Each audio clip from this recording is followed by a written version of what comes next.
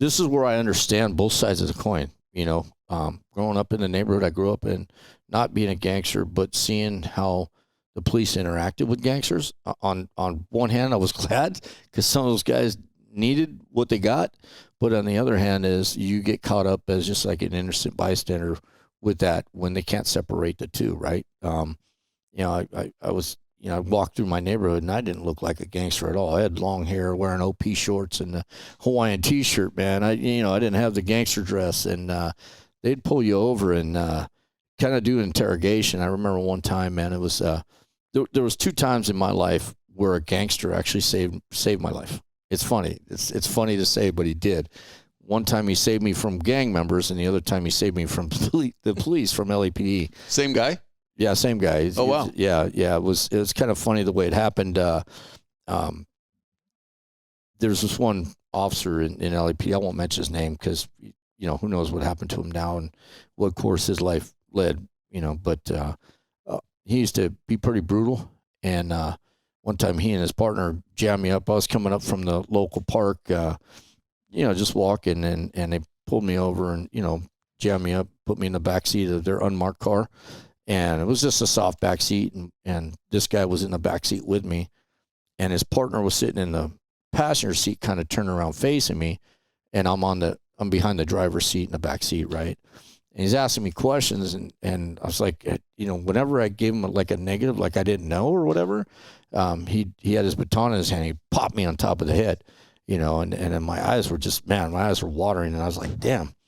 And I thought, screw these guys. Like it made me not like cops, not in general, but these two for sure. And there was a knock at the window, and it was this one of these gang members. Like, if you had to describe the biggest dude, like Hispanic people, Mexicans in particular, aren't that big, right? This guy probably would have been the king of the Mexicans. Like, he was big, man, and he was used to going to prison. And back then, in the prison yards, they had iron weights and stuff. And so when he got out, he was just like Arnold Schwarzenegger kind of guy, but taller, just a big guy. And they called him Big Psycho. And it's a funny name, right? But he knocked on the window, and the guy rolled down the window and said, "What do you want?" And he goes, "Hey, just let you know that he ain't one of us, man. He's not a gang member. That's Art's kid. And if he sees you doing that to his kid, he's going to kill you both." Because my dad had just like a reputation. Like, my dad was not a gang member, didn't like him. Everybody knew it, but they all respected him. And then the cop looks at me and goes, "Why don't you tell me who your dad was?" And I was like, You didn't ask. You didn't ask, man,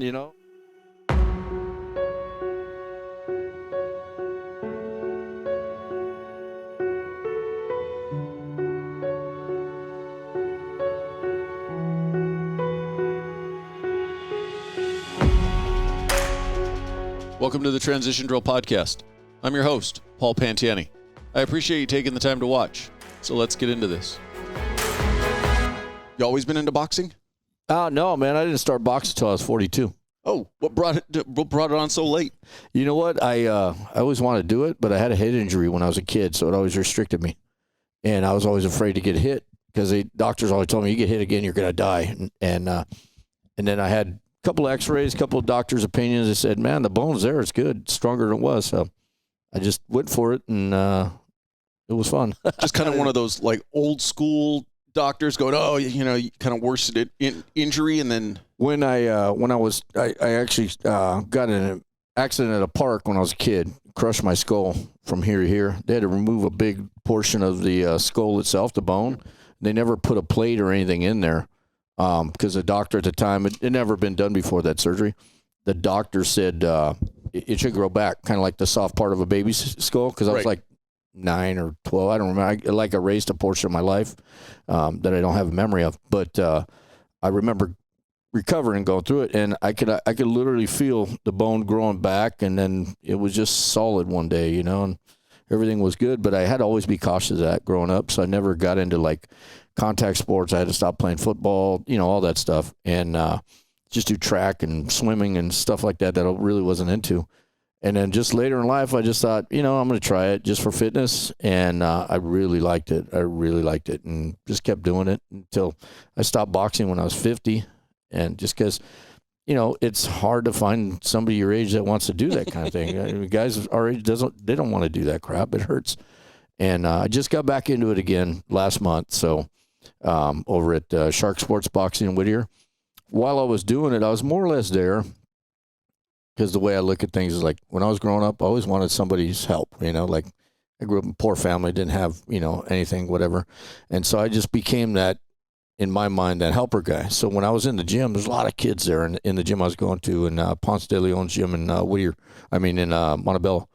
And there was a lot of poor kids just sitting on the bench because their parents could only afford to put one or two of the brothers in. So I'd take the kid off the bench, I'd sponsor him and pay his boxing fee, buy his equipment. And there was a team of kids. I sponsored like 4 or 5 kids, and they all grew up in it. And like I think 90% of them turned pro. Ryan Garcia was one of them. Kid that just fought a couple weeks ago. Yeah. He was on the. He boxed at the same gym I was going to, or he's training at the same gym as a kid. All these guys were, in their teens. Like I think Ryan was like 15 or 16. He was kind of the oldest. One of the kids I sponsored the longest. I started sponsoring when he was 8. He just turned 21, and he's turning pro. 2 of his brothers turned pro. Then there was another kid that went on to box. Well, he was going to box for the Olympics. He qualified for our Olympic boxing team for the U.S. And then COVID hit and smashed that dream, so he decided to turn pro. Got it. So it's a good core group of kids, man. And I still contact with them. That's what the Shark Sports is Pablo the Shark Rubio. He was one of the kids. He was older, too, like Ryan. He's about 14 when I met him. He's about 26 now, 25. He started his own gym. So, I just kind of just still going and still looking, right? I know it's like I'm not going to spar anybody. I'm not going to do anything other than workout, man. That's it.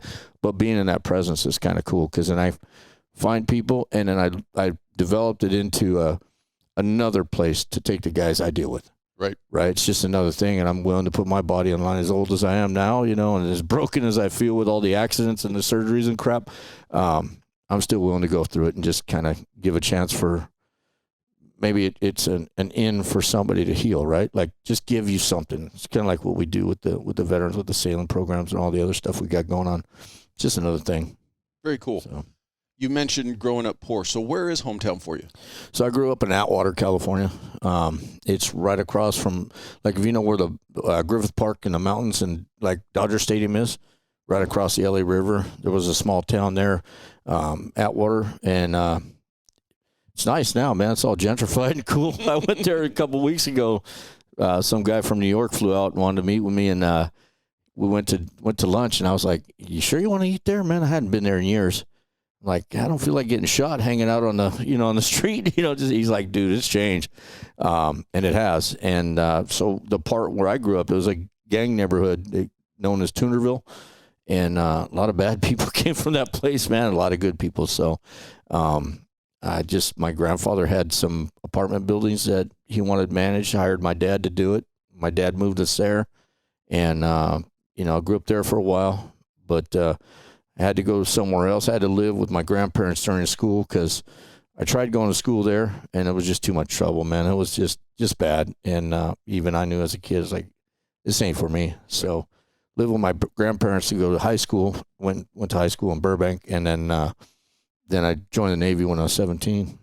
As a take that step backwards. Big family, small family? You mentioned your dad was the manager of the apartment complex. Yeah. Brothers, sisters? Yeah, I have at the time I had just my brother and sister, and then my mom had a baby. So I had I think when I left the house, she was 3 or 4. Oh, wow. Yeah. So when I was 17, so, there's a big gap between kids. I kind of followed my parents' footsteps because I got a 4-year-old now and my oldest is 30. So, it's just like, damn, what was I thinking? But best thing ever happened to me in my life, So he's keeping me alive and keeping me wanting to find ways to go on, man, and just keep trudging through it, Keeping you feeling young at least. Yeah. Well, I don't know. Some people say, "Oh, he's going to keep you young." I said, "No, he's probably going to kill me, but it's going to be fun going on the way out, man, because the kid's full of energy." So, yeah, it's good times. You already mentioned school being an issue, and the gang life and stuff. Yeah. Were your parents really strict in trying to keep you out of the gang life? You know what? It's not that they were strict in keeping me out. is I feared my dad more than I feared the gangsters. If I joined the gang, my dad would have killed me right as soon as I came home. You know, I know that for a fact. So I was like, I'm not doing that. And then I respected my mom so much. I was like, I was not going to hurt her the way I've seen some of these gangsters hurt their parents, you know? And I was like, I can't do that to my parents either. So I always lived kind of just like a loner in the neighborhood, just staying out of it, staying away, not hanging out, fighting to stay out of the gang rather than getting jumped in, stuff like that. So, and that's kind of why, you know, I had some choices growing up as far as that goes. I'm glad I made the right ones, and fear was a good factor, good influencer, because my dad was heavy-handed, and I'm glad he was, you know, because I probably would have been eventually just sucked into that life. But again, I just feared my dad more than I feared gangsters, man. I was like, nope, not doing it. And that's why I decided I joined the Navy when I was 17. My dad had lost his best friend in Vietnam, so he's really against it, man. He was like, you're not going to the military, you know, this and that. And my mom was more understanding. She was like, if that's what you want to do, it's what you want to do. So eventually she worked on my dad because they had to sign. For the delayed enlistment or delayed entry? Well, I went in when I was 17. I literally was in boot camp at 17 because I graduated high school when I was 17. I started school early. Got it. And I was literally like the youngest one in boot camp. And then when I got to the ship, I was the youngest one on the ship for a while, you know. And it was just, if it wasn't for them allowing me to kind of pursue my dream, who knows what would have happened. Probably wouldn't have pursued the afterlife, what I'm doing now in law enforcement, stuff like that. But, you know, I just look back and I think, you know, everything just fell into place. You said something really poignant in that you feared your dad more than you feared the gangs. And for a lot of us, I think of that generation. That's how we were raised, in the sense of I was more fearful of having to tell my dad if I ever got in trouble than getting in trouble, law enforcement, whatever. But at the time, I just looked at it. I didn't see it in that big picture. I just saw it as like, oh, he's strict and he's, you know, trying to control my life. Did you, at that point in time as a young boy, actually appreciate it, or was it just like not really understanding it? I hated my dad. I wanted him dead, you know, and I wrote him a letter later in life, you know, thanking him for everything he did, because, you know, when you're young and you're caught up in that, you only see what you can see, and you don't. It's kind of like when somebody explains to you there's a bigger picture than what you can see, but you still can't see it no matter how hard you try until you mature and get older, and then you see like, oh, that's it, right? That's kind of what happened between me and my dad. I didn't like him, man. He was just rough, but I did understand, because a softer side, like my mom, she always explained to me what my dad went through growing up, and he grew up with a father, came out of the Navy, World War II, you know, was a member of a motorcycle gang for a while, and just was a complete, you know, just mean. My dad grew up with no love, like none. So it was amazing what he was able to do for me at the time. I didn't realize it. I just thought, man, the guy just hates me. You know, I mean, why the hell did he have me, right? But as you grew up, man, you learn. It's like, man, he was really the only one on my side. You know, he was looking out for me and wanted me to succeed. It was just his ways were a lot different. Well, and it's a byproduct of how he was raised. Yeah. You know, and I know for me now as an adult in raising children, talk about just a huge battle that your parents went through and my parents went through of, you want your kids to grow up and be good, productive members of society. But at the same token, you fight that battle of how much can I protect them and how much do I have to just say, I've raised them the right way. I got to give them their wings and let them make their own decisions. Yeah, that was the, I think even having my own kids, like I said, my oldest is 30, and she just had my second grandchild. And that was the hardest part, man, is trying to find a way to allow them to fail and still be there, right? Like, you know what's going to happen. As a father, you've seen it. Growing up, you know what worked for you, what didn't, and you're trying to apply it in the best way without using the same tactics our parents did, right? Like, I didn't really hit my kids, man. I had to spank them a couple times in their life. They learned. Then it was the finger countdown, you know? And but there's that time where you want to do more for them, but, you know, if you do, you cripple them. So you kind of, that's where, like, it hurts me more than it hurts you. Right. You pull away and just watch them try it. Take a stab at it, and like I think it was harder with my daughter because she wanted to do so much that just wasn't in her realm. And she failed a couple of times, and now she's like ultra successful. Same with my son. But my son was, man, that kid was way smarter than I ever was. My oldest son, Rich Jr., he figured it out like early. He was football, like big time football. Like I had him in, the Pop Warner. And that's the path I want him to take because he was, 6'2" at, 12. He's just a big kid. And he just came to me in high school. It was last year in high school when he should have been in it. He's like, Dad, this ain't the path I want to go. It's not for me. And I said, cool. What's your plan? And he laid out his plan. I said, you got it, man. I can't hate you for that. I can't be against you. Support it as long as you have a plan. So that's kind of the thing I've always tried to tell my kids is just whatever you want to do in life, man, develop a plan. Get there the best way you can, and if you need my help, then I'll help you. But you got to take the first steps. Kind of like the same thing we tell with these guys we deal with, man. I'll get you to the door, but you got to go in and do all the work. I can't do it for you. Yeah. So. And you've said something else that I think is also really important that we lose as children growing up in a single family household. You got the benefit of your mom and dad were there. Yeah. As mean and as strict as your dad was, you had the perfect polar opposite in a supporting mom. And for kids, myself included, who grew up in a single family household, you're the byproduct of only one half of that equation. Yep. If you've got an extremely strict parent, then you're going to go probably the opposite way and maybe not be as strict or rebel even more. Yeah. It sounds cool that you had that yin and that yang. Your dad was really hard, but then here came your mom and was like, hey, calm down.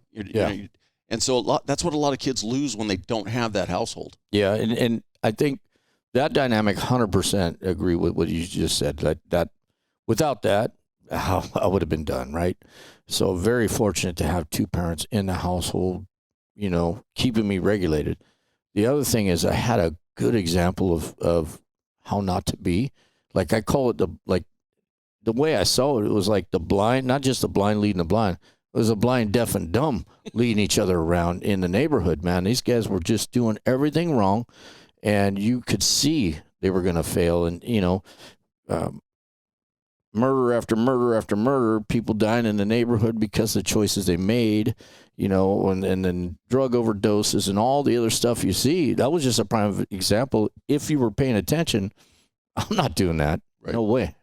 So that became another driving force inside me. I thought, and I had no compassion for gangsters at all because I saw the evil they do with each other.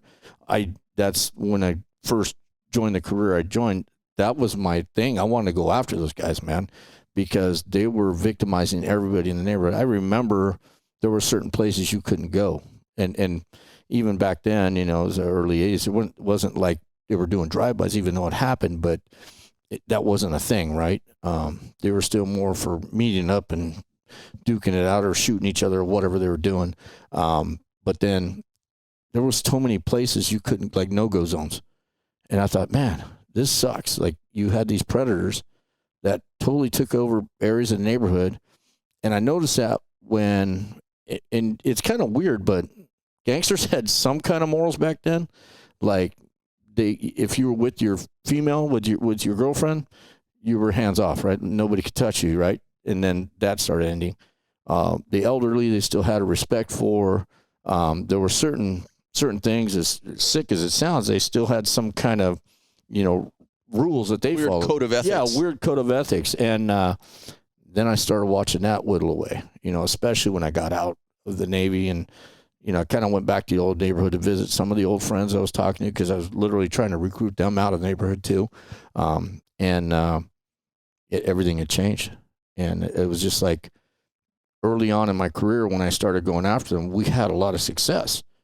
Gangsters were getting out of the streets were made better, things were getting safer, people were playing in the parks again, neighborhoods were flourishing, and then it seemed like the powers that be started changing all the rules, started saying, well, you can't do this, you can't do that, even though we were playing by the rules. And then all of a sudden they were winning again, and things were just started reverting back to the way it was. I spent, in the last 34 years, I probably spent a good 20 years of my career at East LA. And I watched it go from being totally the way I described early on, where people just weren't safe. They weren't going out. The kids were just living in terror. And I remember in my neighborhood, my grandfather built a wall in front of our house so we could sleep on the floor in the summertime so we wouldn't get hit, because even though drive-bys weren't a thing, it would happen every once in a while. Right.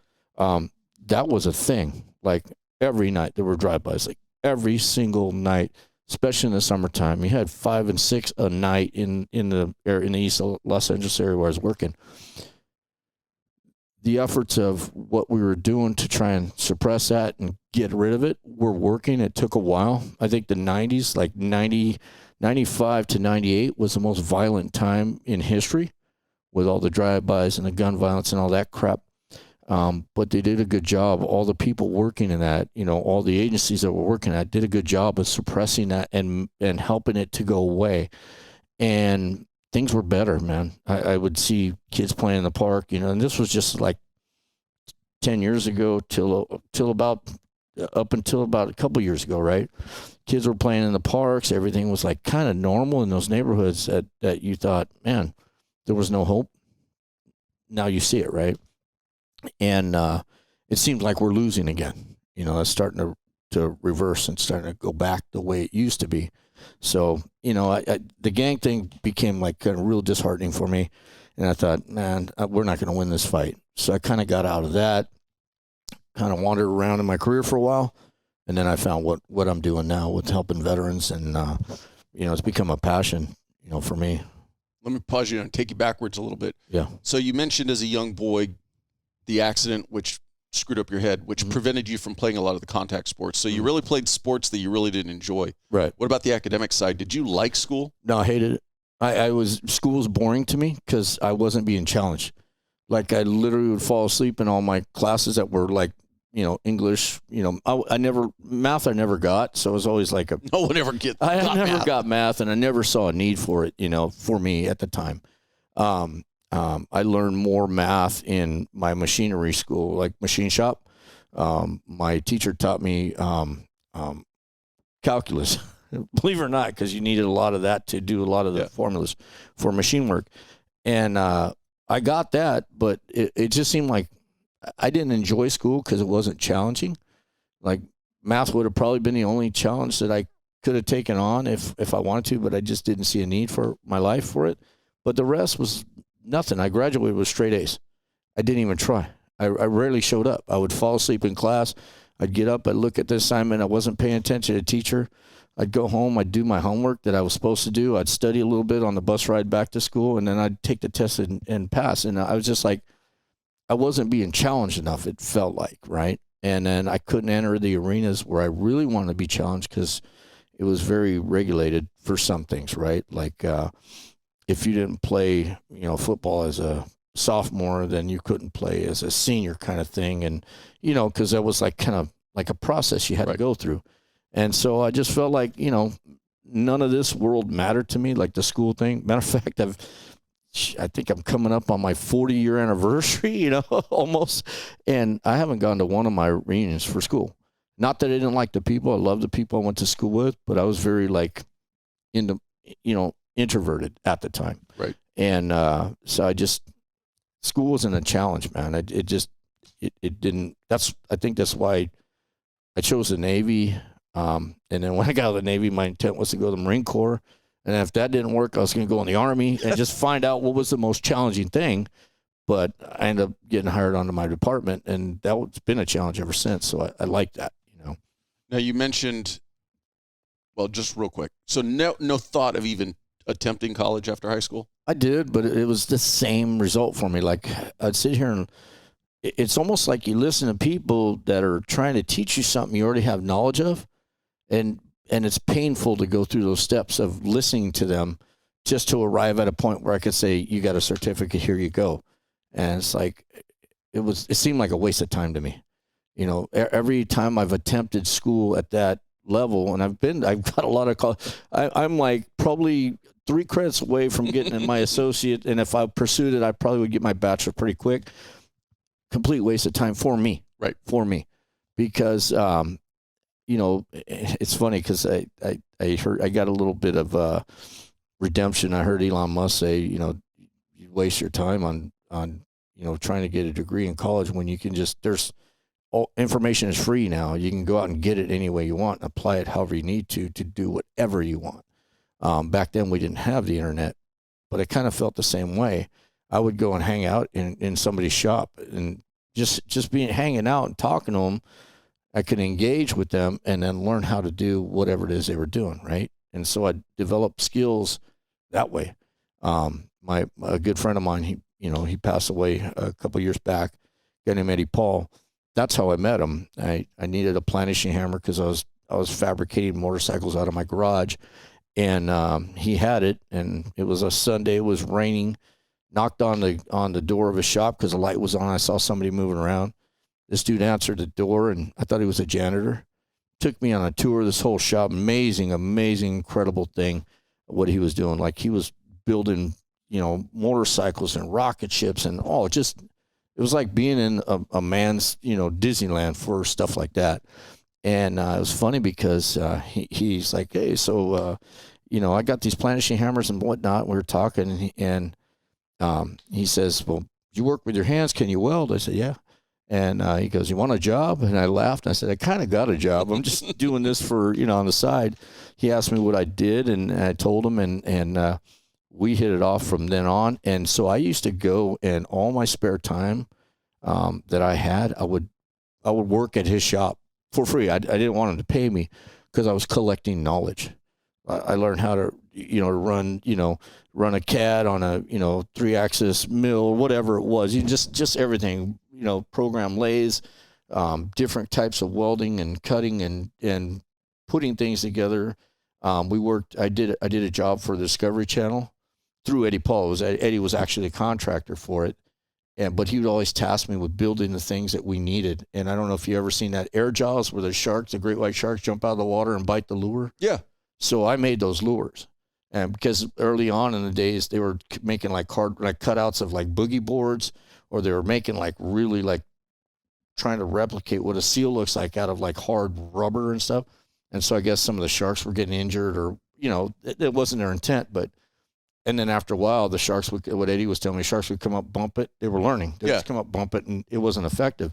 So he asked me, he's like, hey, we need to make a lure, like a seal.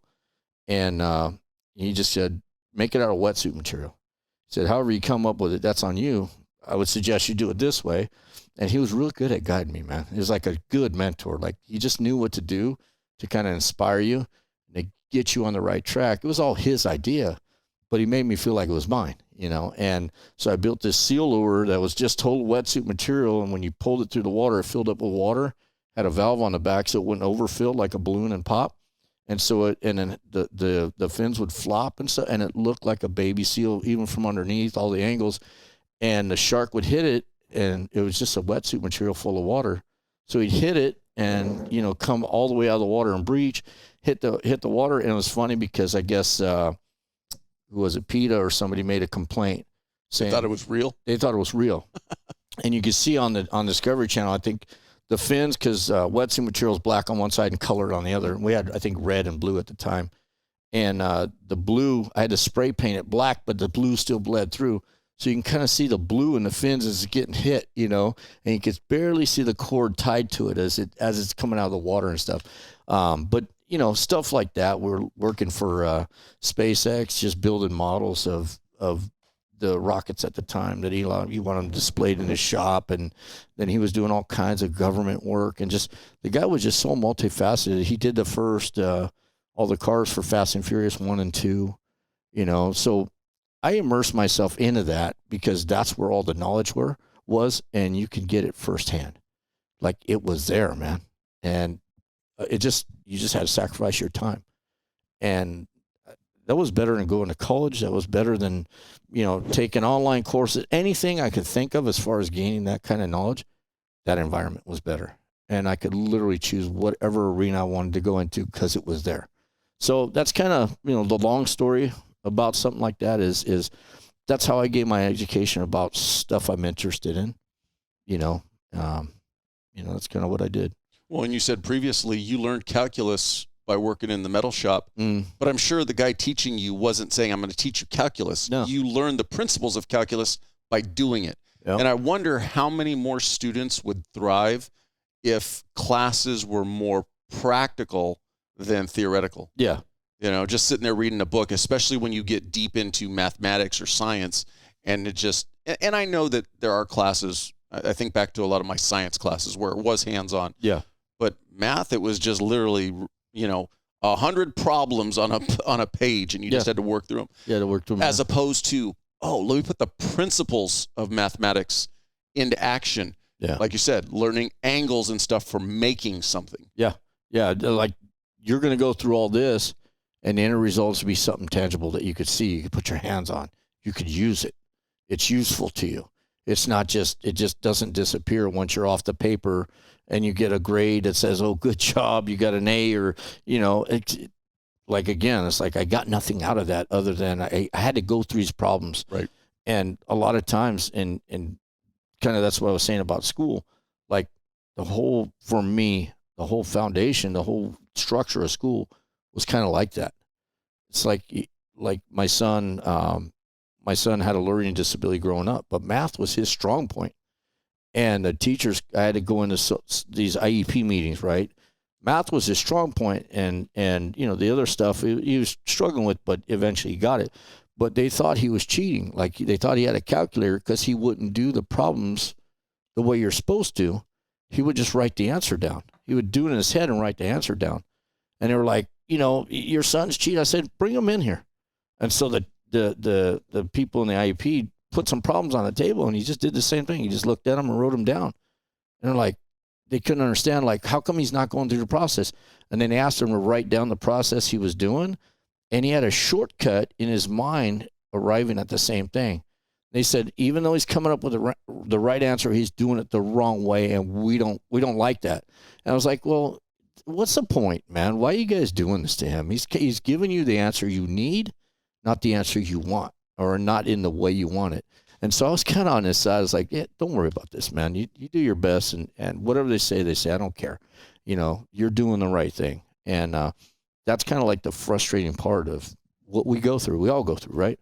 Well, and that brings back so many memories, because I remember as a kid hearing that same thing. Show your work. It's not that you got the right answer, show your work. Yeah.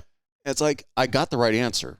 Yeah. And you bring up a great point, because somebody, whoever is making the rules, is going to say, your son has a learning disability, but yet in his mind, he can completely process math. So how does he have a learning disability and the ability to completely process math in his head? Yeah. Maybe that's just a better indicator. And I've been hearing this lately, that the K through 12 program was supposedly designed to put people in factory jobs. Yeah. And so it's the idea that every one of us learns completely different.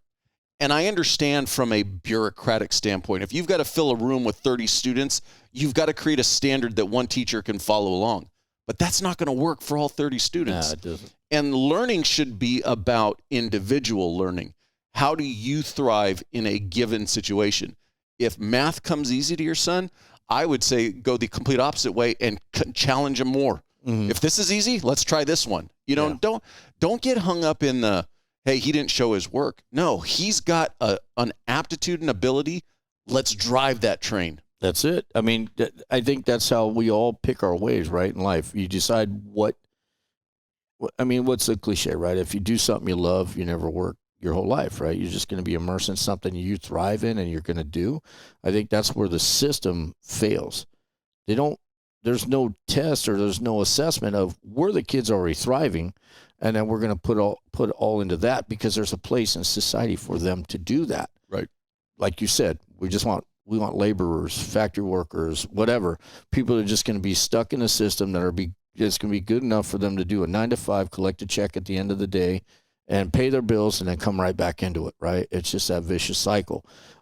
Where the other way, like you just mentioned, now you're creating people who it's going to be a healthier donation to society once they achieve their goals, because where's their limits? Right. Only they know, And I just think you're right, what you just said. That's the thing that's missing, and I think that's why there's so much depression, so many people turning inside and, giving up, or, just doing, doing the thing that you'd never expect somebody to do. Because I don't think anybody bother to tap into their heart, the things they love, and then to contribute to that and encourage them to move in that direction. It's always been like, you're going way outside. You like art ain't going to pay, so let's bring you back into this, It's like, who knows what they would have created if somebody would let them go, right? So. You mentioned meeting Eddie Paul and the growth of your hands-on skills in making things. Did you have any of that as a kid growing up? Was your dad mechanical?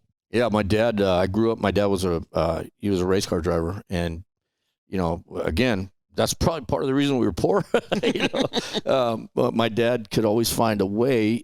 He's very competitive, but, he barely got by, man. It was like, if you can compare it, while everybody's flying rockets, he's got the paper airplane, but his paper airplanes are keeping up with the rockets, kind of thing.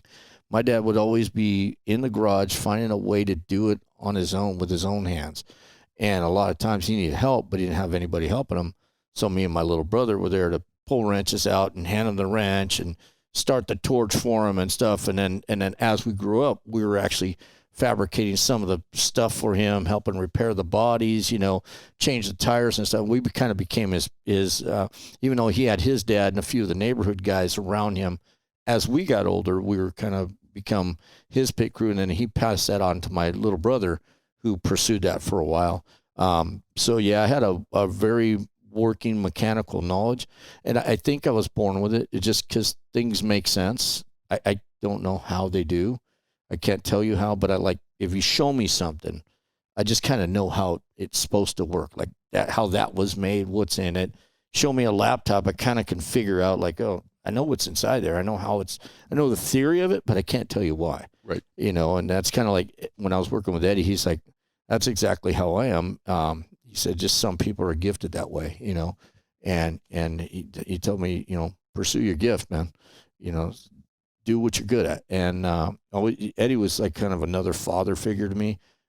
He always encouraged me to just go in whatever direction I thought I was happy in. And I was happy to go. I was like an ADD kid in his shop, man, because I would take it all on. I enjoyed every aspect of it because, like you said earlier, you have that sense of accomplishment when you're done. It's not just a math problem on paper, but you actually made something from it, And that's kind of what my satisfaction was, coming up with something that didn't exist, You've mentioned getting straight A's in school. You've mentioned your dad was not pro-military because he had lost a friend in Vietnam. Was your dad able to avoid going to Vietnam? No, my dad got injured in boot camp and shattered his feet, and so they just kind of kicked him out. And that was, I think, the reason my dad joined was because of, that's when all the kids in the neighborhoods were getting drafted, and you saw it like every week. The car would pull up and they'd deliver the letters to his parents. There was just so many kids. Like, you talk about the trauma for a generation, man. I mean, even the Iraq-Afghanistan war didn't impact society the way Vietnam did. Not in the sense of that drama of a draft. Right. Well, not only that, but was the constant knowledge that you saw a certain car pulling down the way these guys are dressed and to deliver a letter of, hey, sorry, but you lost your child, right? Yeah. That happened in all the neighborhoods everywhere. And, if you think these are high school age kids, 18, 19, average age, some kids in Vietnam were 19, right? And they weren't coming back. And so you kind of think of it like this, how fast you have to grow up. You miss out on your childhood. So you have that whole generation. The Vietnam era guys were just treated like crap since they graduated high school to this day, right? They've never been redeemed. You think about, you have children that were basically conscripted to war. Now they're at war and they're losing each other, right? At a alarming rate. Like, 50,000 plus soldiers died in Vietnam, right? And most of them are kids. Now you think of how that affects the people at home who either couldn't go because they had some medical thing, you know, or just, you know, they just weren't drafted because they were females or whatever it was right at the time. What impact did that have on them as a generation? And what did it do to them? It's kind of like, you know, same thing, World War I, World War II, Vietnam, you know, Korea, Vietnam. The impact on society was just so harmful, I think. Like my dad, I feel like my dad wishes he would have went and would have been okay if he died, I think, in his mind, because his best friend, this was like more than a brother to him. This guy, Johnny Campbell, he was just like a kid mentor for my dad. When my dad, I told you the way he grew up and just like a loveless, like he had no love growing up. This guy was the one giving him love, and then all of a sudden he was gone. And my dad, to this day, carries that with him.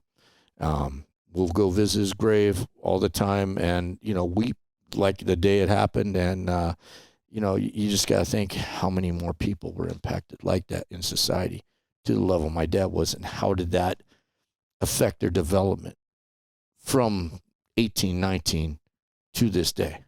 You know, how much more could he and people like him have been in society? How much more could they have done had that not happened that way? You know, just something I look at. I don't know if there's studies about that or things exist that kind of look into that. It's just something I see just reflecting and watching my dad when I was growing up.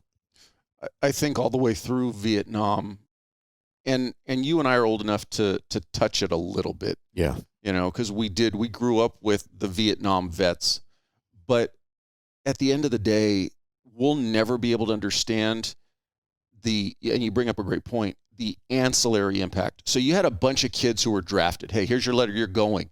But there were so many kids like your dad who maybe went and joined just because of, I don't want to call it peer pressure, but the feeling of, I can't let my friends go and me not go. So I didn't get drafted, I'm going to go join the Marines. I didn't get drafted, I'm going to go join the Navy. Yeah. Where if all of that hadn't gone on, maybe, you know, that wouldn't have happened. But, and I don't want to definitely go down that rabbit hole, but one of the things that I've heard recently that really resonates with me is war would be completely different if the kings fought it. Yeah. Yeah, they would, wouldn't it? You know, when you think wouldn't about exist. the empires like to go to war, but empires like to shove the young kid, hey, you go fight. Yeah. You know, it'd be completely different if an empire wanted to go to war and the king had to fight the fight. Yeah, that's true. Or you know, and I've heard it from Vietnam era guys. Like I just delivered a pin to one of my best friends. He served in Vietnam. He had 2 tours, and they have a commemorative pin. It's got the eagle head and a little blue wreath and stuff on it. And it's for Vietnam veterans specifically. And there's a letter signed by the president, and it's actually 3 presidents because it goes on for, it's like a 5-year commemoration. So you have Obama, Trump, and Biden sign these letters. So I gave my buddy the letter and the pen and was talking to him, and he just kind of, he just told me, man, it touched him, man. Like it still 50 years plus, and it hit him. Just this little symbol of somebody saying, hey, man, thank you. This doesn't make up for it, but thank you. And I watched him get emotional, and this dude is not emotional, man. He was one of the most hardcore dudes I've ever met in my life. And it touched him in a way that, you know, you think that it's still going on. It's still happening, man. These guys have never been able to recover from that one thing, you know, and you can't really compare. You just see the generational fold. Like you said, we grew up knowing it when we were kids, right? Like it didn't end until 74. I was born in 67, you know, and probably in 70, 71, I was aware of what was going on. You know, I was aware of, you know, all the funerals and all the, you know, the sadness. The moms just forever weeping, you know, for their children, and watching things change in society. And that's kind of like the thing, being reflective when I look at what I do today. And that's kind of one of the driving forces, you know, just talking to you about it out loud is it's probably why I am the way I am now, because I'm trying to prevent that, you know. You see the sadness. I watched them, like Johnny Campbell, when my dad's best friend, his mom, from the day he died, was totally checked out, introverted, stayed in her house, and just didn't want to participate in society anymore. And I thought it was so sad because there was nobody there to help her, right? And the kids growing up around each other, they kind of just leaned on each other, but that's all they had. The veterans coming out of Vietnam, you see them today, they wear it like a badge of honor, man. Right. You can spot a Vietnam veteran in a crowd. You can't spot an Iraq or Afghanistan veteran because they don't share it the same way, man. They're not, I wouldn't say they're not proud of it, but they're just not the same level of, and it's not even being patriotic. I can't say why they're more quiet about it, right? They're like, I did my job. I don't want to talk about it. I did what I had to do. But to me, they're suffering the same way that the Vietnam guys are. Mm-hmm. Vietnam guys are, I think they wear like a uniform so they can identify with each other. So they could spot each other in a crowd right away, make that connection, and then kind of gravitate to each other.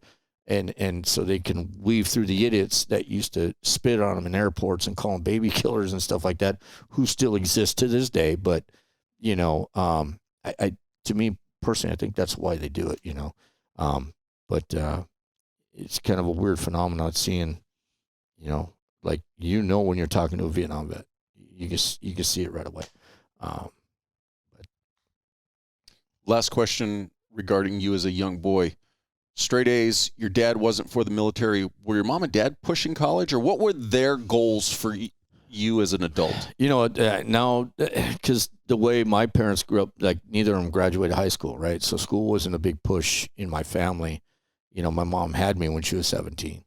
My dad was 18, 19, I think. And so my mom kind of dropped out of school because back then you're a pregnant female in school, it's frowned upon. And, so they just found their own way.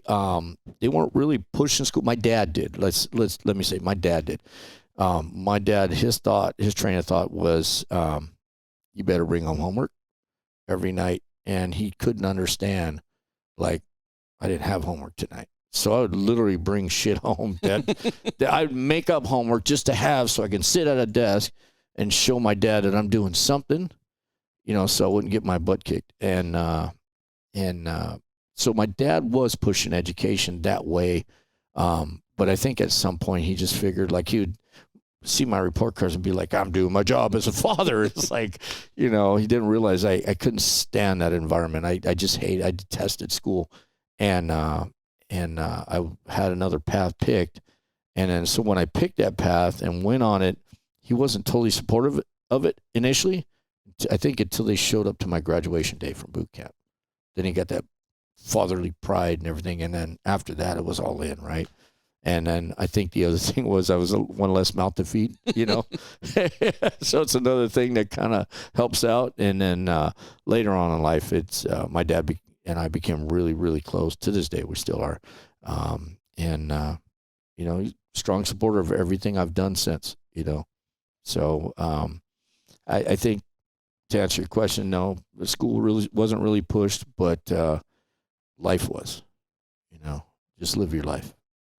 They were both pretty supportive of me just doing what I needed to do or what I was doing, because they approved and they liked the path that I chose. How soon while you were in high school did you know you were going in the military?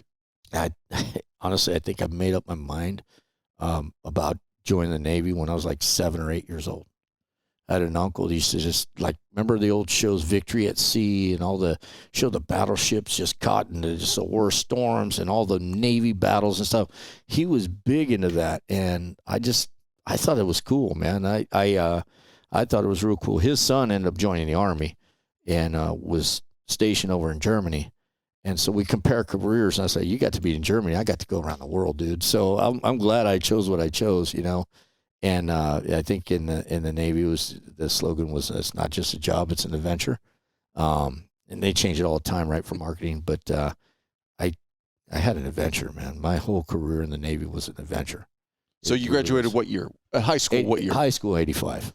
And straight in? Straight in. And going in, were you thinking career? No. Just an enlistment? I was thinking get away from the neighborhood. That's all I was thinking, man.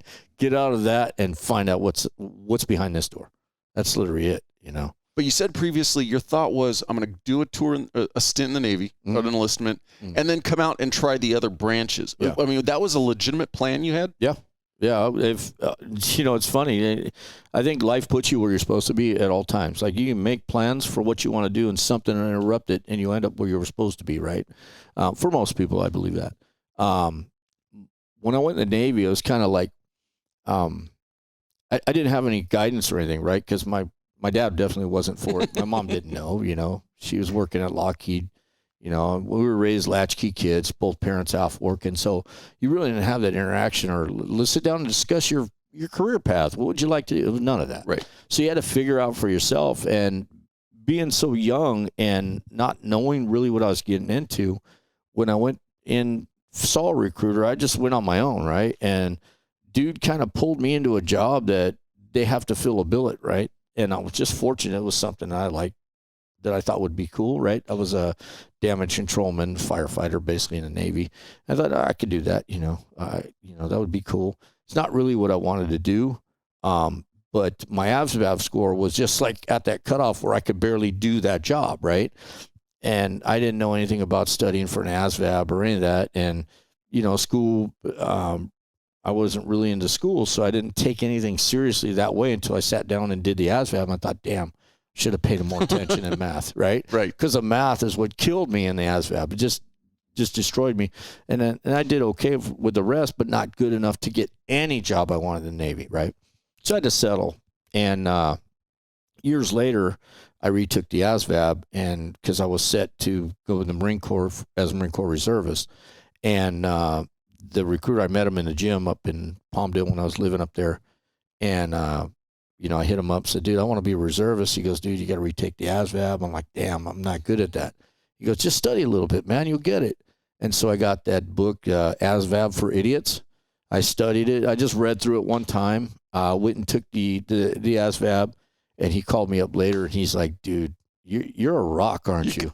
He's like, man, seriously, dude? And I was like, yeah, was that bad? He goes, no, I'm just kidding, man. He goes, you scored a 98. Bro. Yeah, they want to make you an astronaut. Yeah. He goes, you scored a 98. You can have any job you want, man. So just come back and we'll pick it.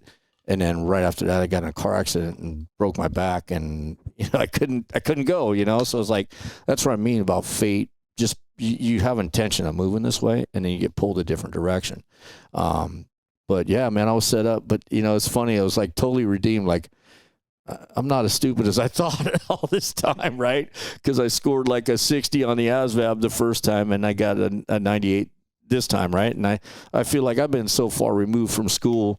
It just wasn't school. It was the prep for going into something. Right. And so I learned about that too. It's, no matter what you're doing in life, like I tell my kids, have a plan, man, but then also prep for it, prep for that interview, prep for that sit down with somebody, rehearse, plan, study, and then go do it, right? Just don't do it cold, because it's probably not going to come out the way you think it is, and then that'll be just another mark against you that you created, right? Like another letdown, but you let yourself down kind of thing. So, I learned about that just in that process. But yeah, man, I was going to go in the Marine Corps first, because I was on a LPH, which is a helicopter carrier. We had 2,500 Marines on my ship, like 600 ships company, Navy. And I got along with the Marines just as good as I got along with the Navy guys. And it was a lot of fun. We used to fight with the pugil sticks, and, I'd be on watch walking around, and they'd be doing rappelling out of the hellhole, and I didn't feel like going down the stairs. So I'd be with my clipboard, and I'd hook on and zip down the line, and they'd get pissed. And, but there's a Marine Corps major at the time. He was a helicopter pilot. When my dad got sick when we were off the coast of San Clemente doing exercise. He flew me back to the mainland so I can go see my dad in the hospital. And then when I came back, after my dad was stable and everything was good, I came back. He picked me up in the helicopter, and we took a ride.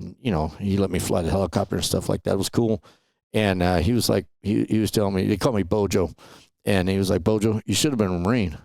He's like, what the hell's wrong with you, man? Why'd you join the Navy? Why'd you want to be a squid? He's just talking smack. And I was like, hey, sir, that's next. And he's like, oh, are you sure? He goes, you better make sure you could still do the PT portion. And he used to do the PFTs for our ship. And I said, sir, I could do anything your guys could do. And he's like, you think so? He said, yeah, but we do it in boots and utes. You guys do it in your dolphin shorts and your running shoes, right? And he's just like clowning. I said, you give me boots and utes and I'll do it. And I met his challenge. I broke all the records they had. And after that, this guy was heavy just trying to get me to stay. Trying to get me to enlist in the Marine Corps. I'd have to go through boot camp again. He was prepping me and stuff. But at the same time, that's when I applied for the sheriff's department. And I want to get into that. But yeah. So coming towards the end of your enlistment in the Navy, what made you start looking at law enforcement? Why not just like head down, all right, I'm going to the Marine Corps next? High school friend of mine, I went home to visit him, and it was the day he graduated from the Sheriff's Academy. And he gave me the recruitment card and stuff, and I had actually, he gave me his, and at the time I was thinking about it, and I'd already inquired with LAPD.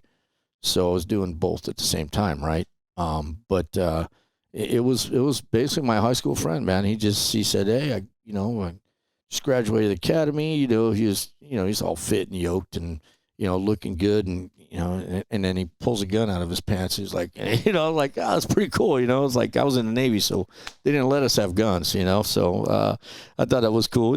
Being a kid still, mind you, I was still.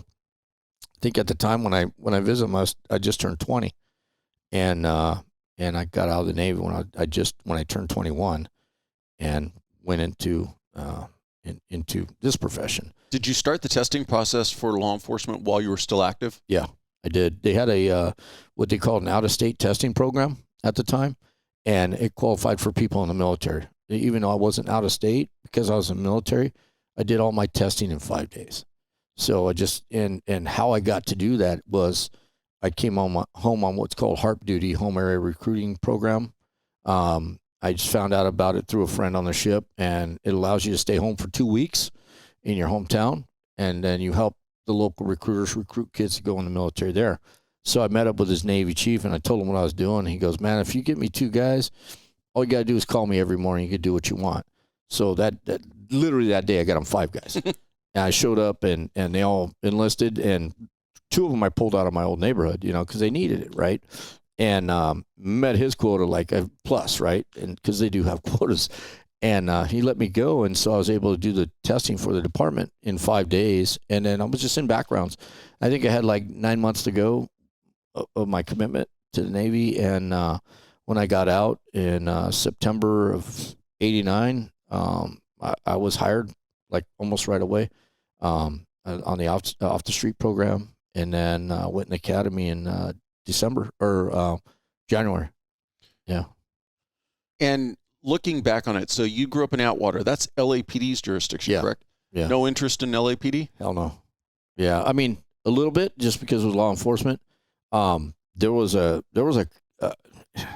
This is where I understand both sides of the coin. Growing up in the neighborhood I grew up in, not being a gangster, but seeing how the police interacted with gangsters. On one hand, I was glad because some of those guys needed what they got, but on the other hand is you get caught up as just like an innocent bystander with that when they can't separate the two, right? I was, I walked through my neighborhood and I didn't look like a gangster at all. I had long hair, wearing OP shorts and a Hawaiian T-shirt, man. I didn't have the gangster dress, and they'd pull you over and kind of do an interrogation. I remember one time, man, it was there was 2 times in my life where a gangster actually saved my life. It's funny. It's funny to say, but he did.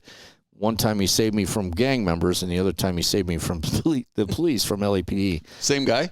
Yeah, same guy. Oh, wow. Yeah. It was kind of funny the way it happened. There's this one officer in LAPD. I won't mention his name because, who knows what happened to him now and what course his life led, but he used to be pretty brutal. And one time he and his partner jammed me up. I was coming up from the local park, just walking, and they pulled me over and, jammed me up, put me in the back seat of their unmarked car. And it was just a soft back seat, and this guy was in the back seat with me, and his partner was sitting in the passenger seat, kind of turned around facing me, and I'm behind the driver's seat in the back seat, right? And he's asking me questions, and I was like, whenever I gave him like a negative, like I didn't know or whatever, he had his baton in his hand. He popped me on top of the head, and then my eyes were just, man, my eyes were watering, and I was like, damn. And I thought, screw these guys. Like it made me not like cops, not in general, but these two for sure. And there was a knock at the window, and it was this one of these gang members. Like, if you had to describe the biggest dude, like Hispanic people, Mexicans in particular, aren't that big, right? This guy probably would have been the king of the Mexicans. Like, he was big, man, and he was used to going to prison. And back then, in the prison yards, they had iron weights and stuff. And so when he got out, he was just like Arnold Schwarzenegger kind of guy, but taller, just a big guy, and they called him Big Psycho. And it's a funny name, right? But he knocked on the window, and the guy rolled down the window and said, "What do you want?" And he goes, "Hey, just let you know that he ain't one of us, man. He's not a gang member. That's Art's kid. And if he sees you doing that to his kid, he's going to kill you both." Because my dad had just like a reputation. Like, my dad was not a gang member, didn't like him. Everybody knew it, but they all respected him. And then the cop looks at me and goes, "Why don't you tell me who your dad was?" And I was like, You didn't ask. You didn't ask, man, And so they let me out of the car, and that was that, right? But then during the same summer, that's when all my friends, we used to go to the corner lot and play wiffle ball, baseball, because you didn't want to hit the ball all the way out of the thing, because nobody wanted to get it. And I just remember, like, over 3 summers, we had like a full-on 2 teams against each other, and then the next summer would be a little less, and then the last summer would be like me and one other guy showed up, and it was kind of like everybody else was getting sucked into that gang life. So all my friends that I had grown up with were now, hardcore, in a gang, and they were somebody's, right? And they were trying to pull me in too. And I remember one of my friends in particular, Mark, used to always hit me up, man, and we'd fight, and I'd beat his ass, and then he'd go get 2 of his friends, and then he'd beat my ass, and then I'd catch them individually and beat their asses, right? And so this went on back and forth, not knowing that the whole time somebody's watching. It was that guy, Big Psycho. And so one time my mom sent me to the store to get cigarettes for her. Remember when you could do that? They write you a note. Yeah, here, please sell my kids some cigarettes. Yep. And that's what I was doing. And I got my mom cigarettes, and I'm coming out of the local corner liquor store right there on the corner. And there's Big Psycho just standing right in front of me, man. And he put his big hand on my chest and pushed me against the wall. He goes, "Hey, stay right there." He told me in his gruff voice, and I was like, damn, I'm going to get killed. And so he starts whistling. He starts bringing all these kids around. And they did like a half circle, semicircle around me. And he's got me there, and I'm thinking, oh, man, he's going to have these kids just kick my ass, right? And he tells him, he goes, "Hey, see this kid right here? He's going to be somebody. Any of you kids mess with him, I'll kill you. He's got a free pass. Do not mess with him. He's not going to be one of us. Don't try and make him one of us." And that's it. And that was it. And he says, "All right, youngster." He goes, "Good job. I've seen you, man. You hold your own." He's like, I got his respect. He goes, "You'll be all right." And then he's like he motioned so I could leave, but the guys were still standing there. And he's like, "Get the F out of his way," and they parted ways. And, I left and went and gave my mom her cigarettes, and I was just thinking about that. But for the rest of that summer, every time I saw one of these guys that were now gangsters, they'd just say, "Hey, what's up, Rich?" Like, no problem. Like, not even an issue anymore. So I didn't have that pressure anymore of, do I join a gang or what do I do, right? He paved the way for me, man. He let them all know, and everybody believed this guy. I think he's one of the most feared guys in the neighborhood at the time. That anybody messes with him, I'll kill you. And I think he was serious. Like, he was serious. And then he would catch me once in a while. He's like, "Man, you're in good shape. I see you running all the time and this and that." And he goes, "Man, that's good. Keep doing it." And he was, I think, even at the time, he goes, "Man, you should think about going to the military." I think he said the Army. I was like, "Well, it's funny you should say that." Kind of, I already planned on going to the Navy, but I didn't tell him anything. I just said, "Thanks, man. I appreciate it." And then, just went about my business, and then don't even know what happened to him. I think most of the people from my neighborhood are dead. Most of the kids I grew up with are dead. It's not a lifestyle that you find many senior citizens. No, not at all. I mean, with everything going against you, not only just the gangbanging lifestyle, but then everything that comes with that. The drugs was a big thing. And in my neighborhood at the time, the kids were smoking PCP, that was scary as hell, man. Just seeing like live zombies walking around the neighborhood, as a kid, that's terrifying. And then heroin was a big deal, for a lot of the guys. I mean, that's what took most of them out. It wasn't even the gangbanging lifestyle. It was the heroin, just, right. Overdose and stuff. But, man, I was fortunate enough to number one, have the dad that I had to, scare me away from that lifestyle, and then just have the avenue to be able to go into something else, like join the Navy. That was honestly, my whole life to this day has been a blessing. It's like somebody had their hand in it the whole time, so. And for the cops listening, we can't forget that every one of our interactions as a cop has an impact. You talk about one particular, but a very poignant contact with LAPD when it came time to look at law enforcement agencies. You're like, no, not even going to look there because of an interaction with one of their officers. That's all it took. I almost, if it wasn't for years later talking to my buddy, I almost was just going to just re-enlist, like I said, and just go to the Marine Corps and make the service my life, right? So there was nobody along the way that ever redeemed that. Nobody. There were, when I was growing up, even the Burbank cops, they were just all hardcore, just kind of like when I was going to school. There was never like anybody with a positive interaction towards the youth, towards kids. I don't think at the time they realized that people actually were looking up to them.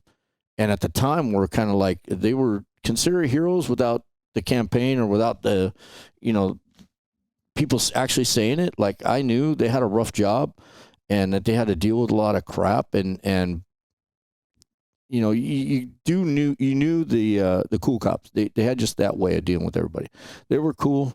They treated you with respect or whatever, but didn't go out of their way to kind of like to create a relationship or to kind of like inspire you to be like them. It almost seemed like they were just like, don't do what I do, right, because this shit is rough and it's not a good it's not a good choice to not a good career to enter. But then you had those other ones that were just idiots, man. You could tell they were, like I always said, is my badge isn't who I am. It's what I do. Like, I don't stand behind my badge. I stand in front of it. I represent that badge. That badge doesn't make me who I am. I make it what it is. And I represent it well because that's who I am. But you have people that get a badge and don't know who they are. And that becomes them, right? That shield becomes like Captain America's shield, man. And they hide behind it because they don't have the ability to talk outside of it or to relate. And so when you're dealing with somebody in crisis, or you're dealing with somebody you do not have a clue about, you're dealing with them from a position of authority rather than just being human. You're barking at them, orders, knife hands, I have the authority. And then when they call you on it, you don't know what to do. So you react in a way that, when you catch it on video, it looks stupid, right? I'll just say that, not trying to slam my brother and sister in law enforcement, but we could be doing a lot better job than what we've been doing. But I just don't think the managers ever had the wherewithal or the ability to figure out what we're talking about. And you and I both know what we're talking about because of what we do currently with people. And, it'd be nice to teach people that you don't have to stand on authority whenever you're dealing with people, man. You don't have to do it all the time. No, not all the time. There's a time and place for it, but most of the time you don't, man. If you just show them your heart, like I think people consider that a weakness. Like, oh, I can't be weak. Well, you're already weak if you think that. It's like you can be whoever you want to be. If the time comes where you gotta fight, then fight. That doesn't mean you have to fight all the time. But if the time comes where you have to hold somebody in your arms and get them through whatever they're going through, do that too. Why not? That means you're stronger, because then you don't give a shit what any of your buddies think about you. They can't pressure you into being somebody you're not. They can't get you to go down a road you never intended on going down because you already stand strong on your own 2 feet. I think that's what, just the way I grew up, the household, all the, being in the Navy, seeing things and going through and experiencing things I did, that allows me to be who I am to the day. I've never changed. From the day I graduated the academy to this day, I have not changed. You ask anybody that's known me for 30 years, I'm the same guy, because that's my core values, my principles, my morals. You know, I'm not going to compromise myself. I'm not going to do something. Who do I have to impress? You know, I think more young cops need to understand. You got to know who you are going into that job.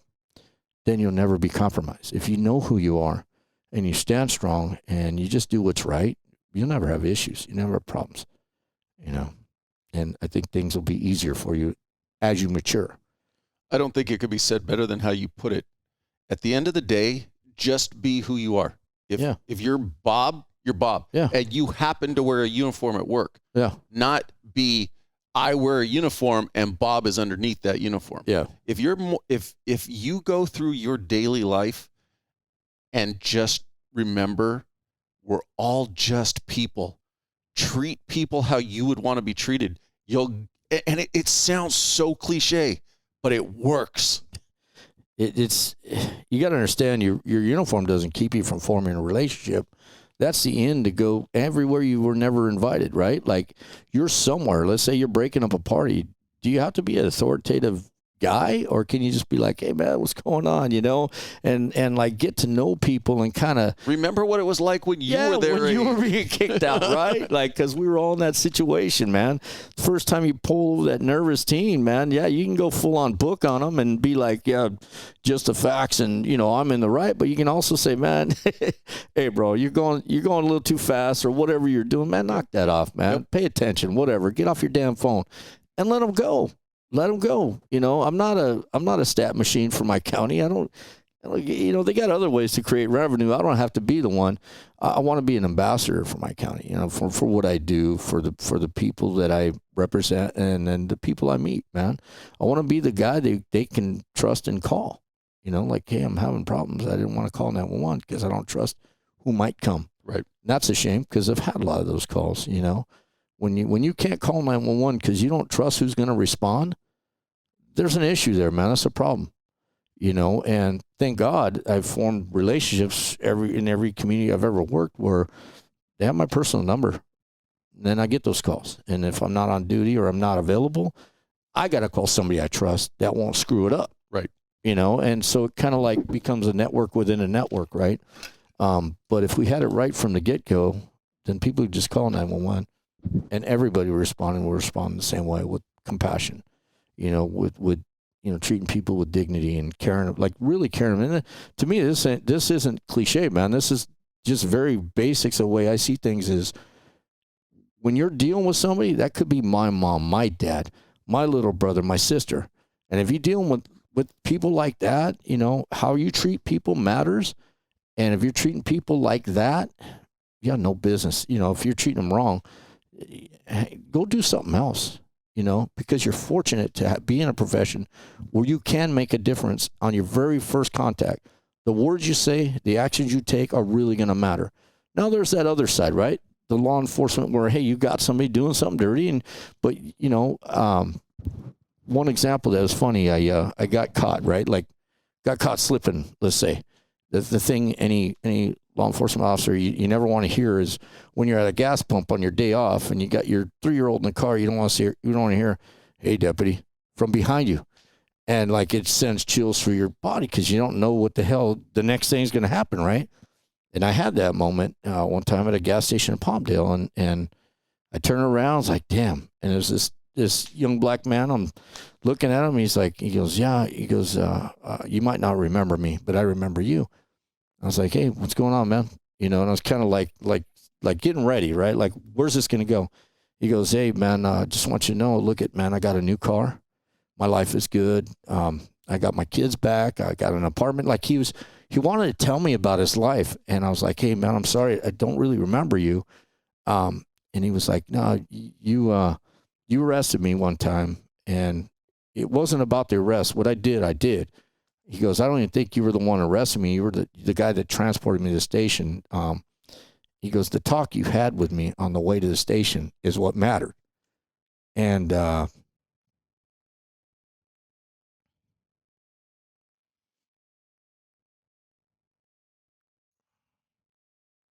You know, I didn't know that you could impact somebody like that.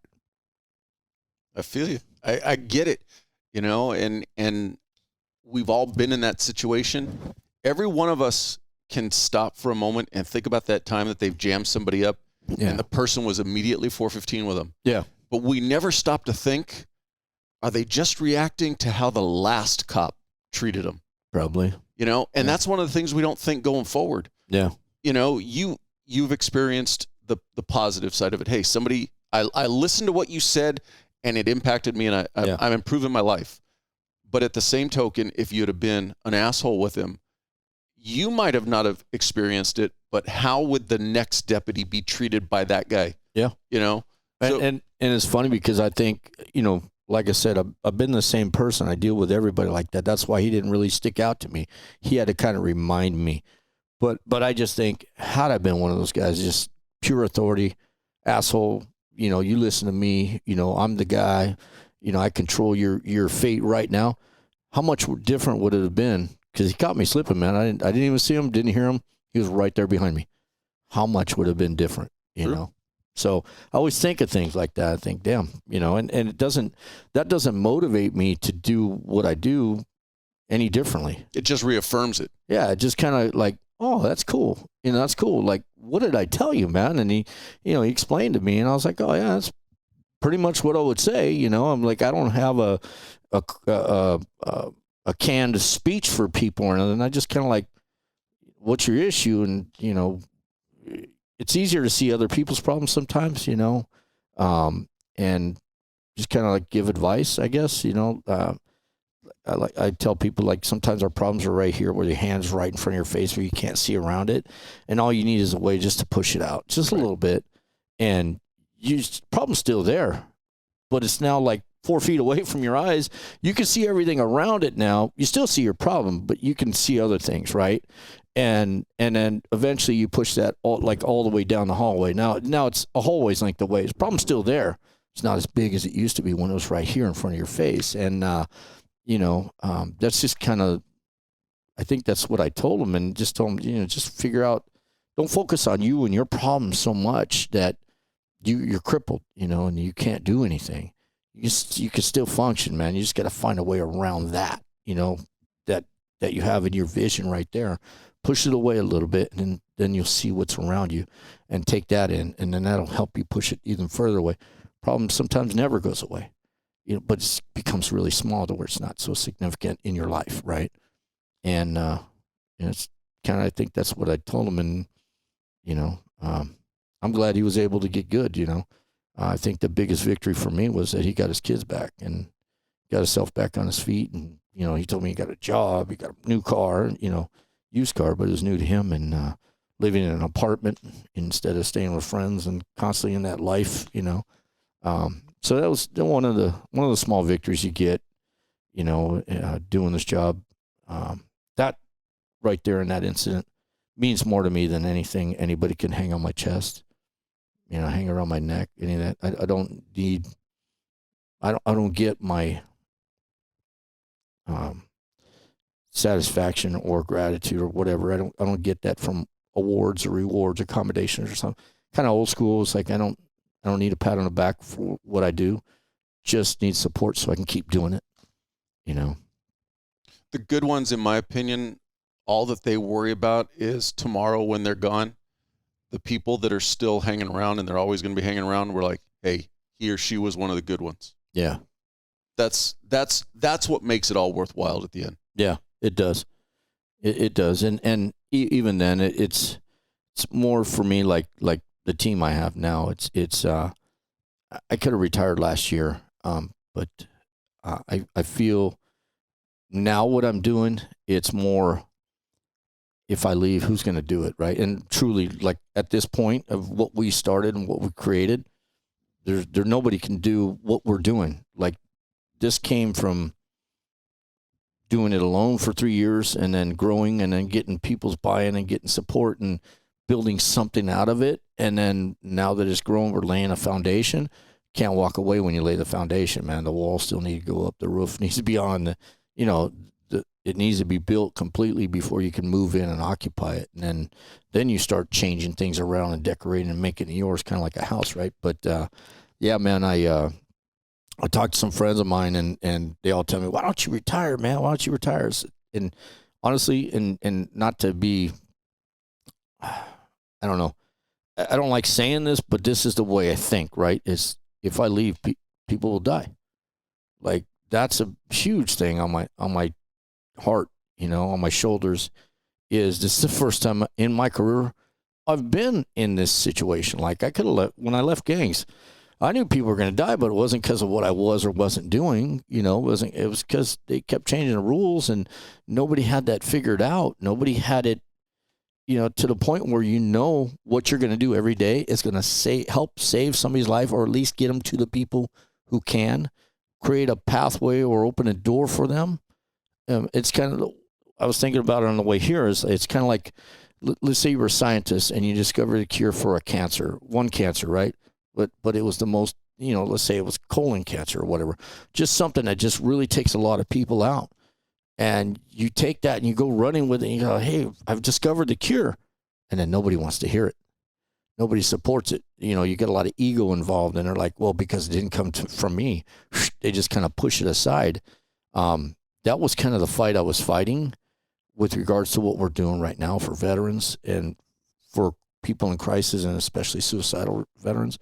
We kind of have discovered with the group of guys that I've been working with and the people I work with at the VA and my team is we found beyond what psychologists and psychiatrists and, that whole mental health field have found.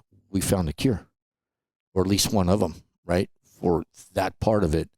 And I can't walk away from it right now, So that's why we were talking about fitness and health. I mean, I'm not fit right now. I'm not healthy right now, but I have to get myself. That's just another thing that's like, oh, man, if you want to be in it longer, you got to equip yourself to be in it longer, right? And that's kind of why I started getting back into boxing and doing that, just for health, pure health purposes, but for longevity, so I can keep going, So you obviously haven't made your transition from law enforcement yet. You're still working.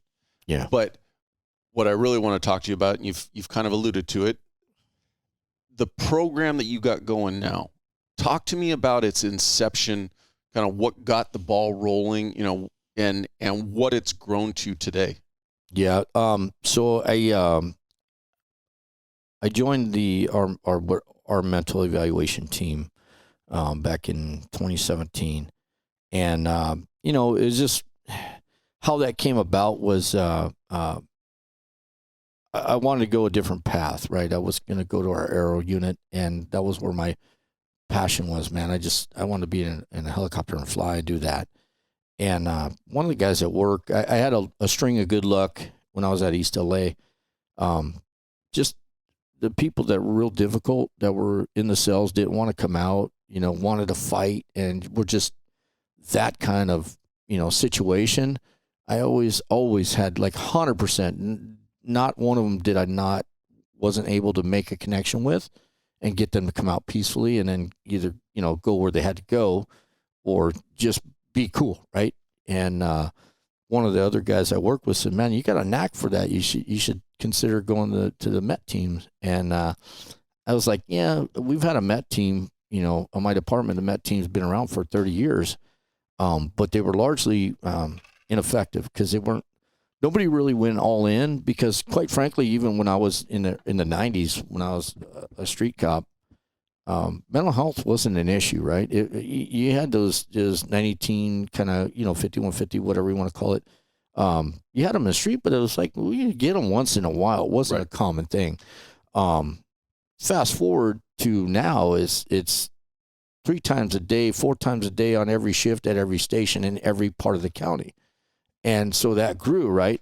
So what happened was, me growing up in the department, our Met teams were, if they were available, you used them, but you didn't really need them. We all knew how to write holds and stuff like that and deal with this. But as it started growing, they started changing the trajectory of what they were doing, how they were doing it. I give full credit to a guy named, he's a commander now in our department, John Gannon. this guy was like the mastermind behind Met's growth. Even though a team existed for 30 years, it existed on a barely functional level. There was no innovation involved in it. There was no, thinking outside the box. It was just, put the teams on the street to go out, deal with people with mental illness. John Gannon really devised a way to make a more effective and positive change. And he really amped up the co-response model, because I don't know if you know, with the Met teams, it's mental evaluation team. It's a co-response model of a deputy sheriff and a Department of Mental Health clinician riding together. And the objective is to affect the outcome of, like, if it's a patrol cop dealing with somebody who's mentally ill and they're still dealing with them live, then we get there at the same time they do, or around the same time, we can affect the outcome of that call, right? Kind of reduce the possibility of these shootings that we see sometimes. But most of the time, they're kind of already detained, and we'll get them. And then John's vision was alternative to an incarceration, even way back then, is it'd be better off, they'd be better served in a program that helps deal with their mental illness than going to jail. Because everybody knows incarceration is not the answer for someone with mental illness. It exacerbates it, makes it worse. So we started developing, just as a Met unit, better ways to do that kind of thing. Get these people that need it into the proper care and treatment that they deserve. That would better serve society as a whole. And then while doing that, we discovered that there was a huge population of veterans out there, namely a lot of veterans suffering mental illness, a lot of them drug addicted, alcohol and homeless type thing. And so John kind of put me on task. He put me in this group. It was the Mayor's Challenge for Suicide Prevention, LA Mayor's Challenge for Suicide Prevention. And it's a group of individuals that I was fortunate enough to meet and become friends with.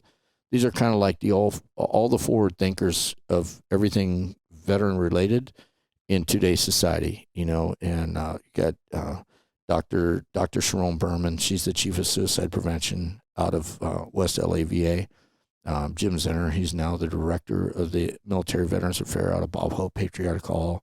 I had Robert Alvarez from Catherine Barker's office, and Dave Weiner. He was the chief of police for the Long Beach VA. He's since left and made his own company, Secure Measures. These individuals that I got to know them, and they kind of mentored me in my tasks and what I was seeing, right? Like, again, just thinking, here's a problem, what's the solution? Like, there's a need, how do we meet it, right? Kind of thing. Just very basic on my end, like, because I'm not clinical and I don't speak the same language these people I mentioned do. They're very smart people. I'm just a Your words don't have 7 syllables in them? No. Yeah, what's a syllable, But no, I'm telling you, these are just talented people. But the thing I noticed is that they had the heart. And they wanted to help on a different level. But what I noticed, man, is everybody in the clinical field is restricted by what they call the DSM-5 now. It's a DSM-5, which is the manual, like the Bible for mental health. And so I saw that, we can do crisis response and get them to a hospital. But I've never seen, and I don't think anybody's able to ever tell me, because I've asked this question all the time. Have you ever seen a 5150 hold actually help anybody? Or did it solve the problem that was happening right there at the time? Because you take them, you put them on a hold, and it's a mental health hold for 72 hours, so you can be seen by a psychiatrist, and dealt with however they do it, right? Whether it's medication or a longer time with counseling or whatever it is, right? But eventually they get out, and then what I've kind of coined was this. I've noticed this revolving door of mental health incarceration, just constantly going back. And I'll tell you what, if you're going to put me in one of the two systems, right? Like, let's just say my life takes a turn sometime in the future, and you're going to tell me, would you rather go in the mental health system, or would you rather go to prison? I'll pick prison, because prison is something you can come out of. Prison is something you can go on parole. That's behind you. Have more support in the community for prisoners than you do people with mental illness. And if you get stuck in that thing, man, prisoners eventually get their rights back. Prisoners eventually get their lives back, and they can live a fulfilled life, later. People with mental illness are so stigmatized in that system, and the mechanism for getting them out of it doesn't exist, because for me personally, and what I've seen is it's incentivized to keep it going. The Department of Mental Health, as good as they are, and the people I work with that are on our team, assigned to our team, are fantastic people. They are very compassionate and caring, but they're regulated again by a mechanism that says when we take this person, we have to bill for that. Before, when they billed for it, they would be reimbursed through the government at a certain percentage, right? And I may be wrong now, because I remember it changed during COVID. I don't know if it changed back, but I know that for a time being, they're getting 100% reimbursement for everybody they deal with, meaning they're getting paid in full. So their only incentive is to keep billing. And we would see the same customer, the same patient, the same client, whoever, whatever you want to say, over and over and over again to this day. And so the mechanism that was lacking was, where's the follow-up? Even though they say they do the follow-up, but it's still a clinical follow-up. And so there was a few cases that I was able to get into in developing this thing that had an impact on the way we're functioning to this day. And one of them, a guy named Kevin, I'll just say his first name. He was the #1 utilizer of 911 services in all of LA County. And that's both for fire and police.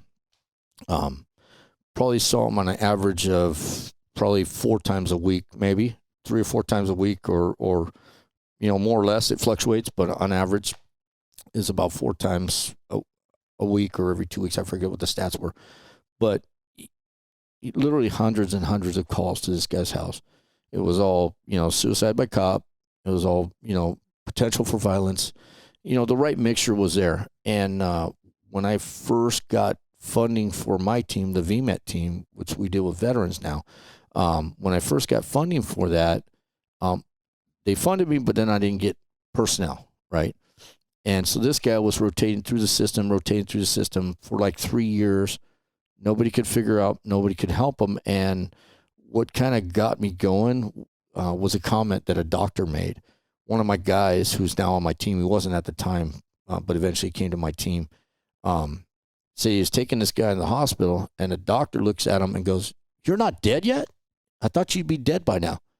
I'm thinking, here's a medical professional whose job is to save people's lives, who's supposed to be looking out for them, and his only hope is that this guy dies. He's become such a problem for everybody that they didn't know what to do with him. So that was my first task when I got the first 2 members of my team was, hey, let's save this guy's life. Everybody wants him to die. I want him to live, and I have a few ideas. And so our ideas have nothing to do with any kind of mental health manual, any kind of psychiatric, response or input or anything. It was the same thing you do when you form a relationship with somebody. You make a bond with them. You show them that they can trust you. You show up for them when they need you, and eventually they understand that you love them. And once they understand that, that's hope, man. They get hope back, right? And you can see them change, and we did see them change. This guy, Kevin, for the year that we've had him in this program working it, not one call to 911, totally back into his life, like living, thriving, formed his own media company, doing just amazing things. He had little struggles here and there, but it's still my team has all been, we kind of rallied around this guy. So he's a veteran? He's a veteran, yeah. He's a Navy veteran. He's a doc, employed with the Marines in the field. So he had a lot of trauma in his military career, right, that brought demons. And it's kind of funny because he has my personal number. He has, everybody on the team. That's the way I work. If you deal with me, you don't get my county. You get my personal number because I want a relationship with you, man. I want to be real to you and be honest with you. And no matter what your trauma or what your problem is, doesn't matter. We'll get through it, right? If you let me help you, right? And like I said earlier on, but you got to do all the work. There's only so much I could do. If you're not willing to work, it's not going to work, right? I could take you to the door. I could knock on the door. I could open for you, but you got to walk in and do the work. So with Kevin, it was kind of like that. And for a year, we developed this bond, this relationship. We're friends, man. Like he'll tell me, he was giving me updates. This is my 6 months sober, my 7 months sober, my 8 months sober. He had his year anniversary, and just prior to his year anniversary, his girlfriend of 15 years never left him, never left his side through all the trauma, all the stuff. He calls me up and says, Bojo, we want to get married, but it's too expensive. I can't afford it right now, So what part can't you afford? He goes, I need somebody to marry us. And I said, I'll come up and do it, bro. I got one of those Universal Life Church things. I can do it. So it was funny. I took some of the guys up with me from the VA that had also been working with him and performed the wedding ceremony and got him legally married. He filed the paperwork. Because he got married, his now wife was able to get his benefits also because he's 100% service connected. And they're thriving even more. He picked out his home. Dude's getting a home, right? Very cool. Through a veteran program. Picked out his home. He's showing me it on the map. They're building it now to be ready this time next year. But he even comments, he goes, man, this time I would never have thought this could happen in my life, right? And so I thought, that's the magic sauce right there, man. The things we did with this guy and with a couple of guys previous, the way we go about it has nothing to do with that. It's not in anybody's books. It doesn't exist. It comes straight out of the heart. And I think that's what makes it work, right? Is how far you're willing to go. If you're going to remain stoic and you're going to put, barriers up and you never allow your true self to shine through and get to somebody else, to another human being, and have that impact on them, I don't think you can be successful. I think you'll keep taking them on those holds and keep taking them on hospitals and dealing with it on a professional level, right? Like, this is my job. What we do kind of goes beyond your job, even though it is a job, we get paid for it, but it's not why we do it, right? And that's the other thing. We got him into programs. We, performed his wedding ceremony. We got him a dog, a therapy dog, doing stuff like that. And this was the individuals on my team going the extra mile because they saw it the same way I saw it at the time. And they were all in too. And that's how it worked. And then even the folks at the VA, we have part of our team is we're joined up with the VA PD who has a MET team. Their MET team is kind of modeled the same way ours is. And so we work in a task force model where we roll to each other's calls, to each other's, incidents. When they get a call from suicide prevention or a caregiver saying, hey, there's somebody out in, downtown LA or whatever needs a response, I'll send my guys, or my guys will go get their guys, and they'll roll out together. And it's kind of been the magic because now we have it worked out all the way through the system. And then we can do the follow-up and go back in and reach in once they're getting stabilized and everything, and then engage them and then take them to the next step, whatever that is, be it housing, be it a DOM program or a rehab program. Do they need a dog? Are they having problems getting to and from their appointments? Do they need a ride? Whatever it is. We've been able to engage to that level to where anybody we get, and I'm talking about the really high risk, kind of people, we're able to engage them at a level that nobody else has bothered, right? And most of the veterans that people talk to is a lot of veterans you talk to, and you mentioned the VA. As soon as you mention the VA, you watch them get that who farted look on their face, like, because they've all been let down at some point or another. But I'm telling you, the VA is doing a lot more work, a lot better work. They've really stepped up their game. The people that I work with are amazing from the VA. But that's the thing is, I have an in.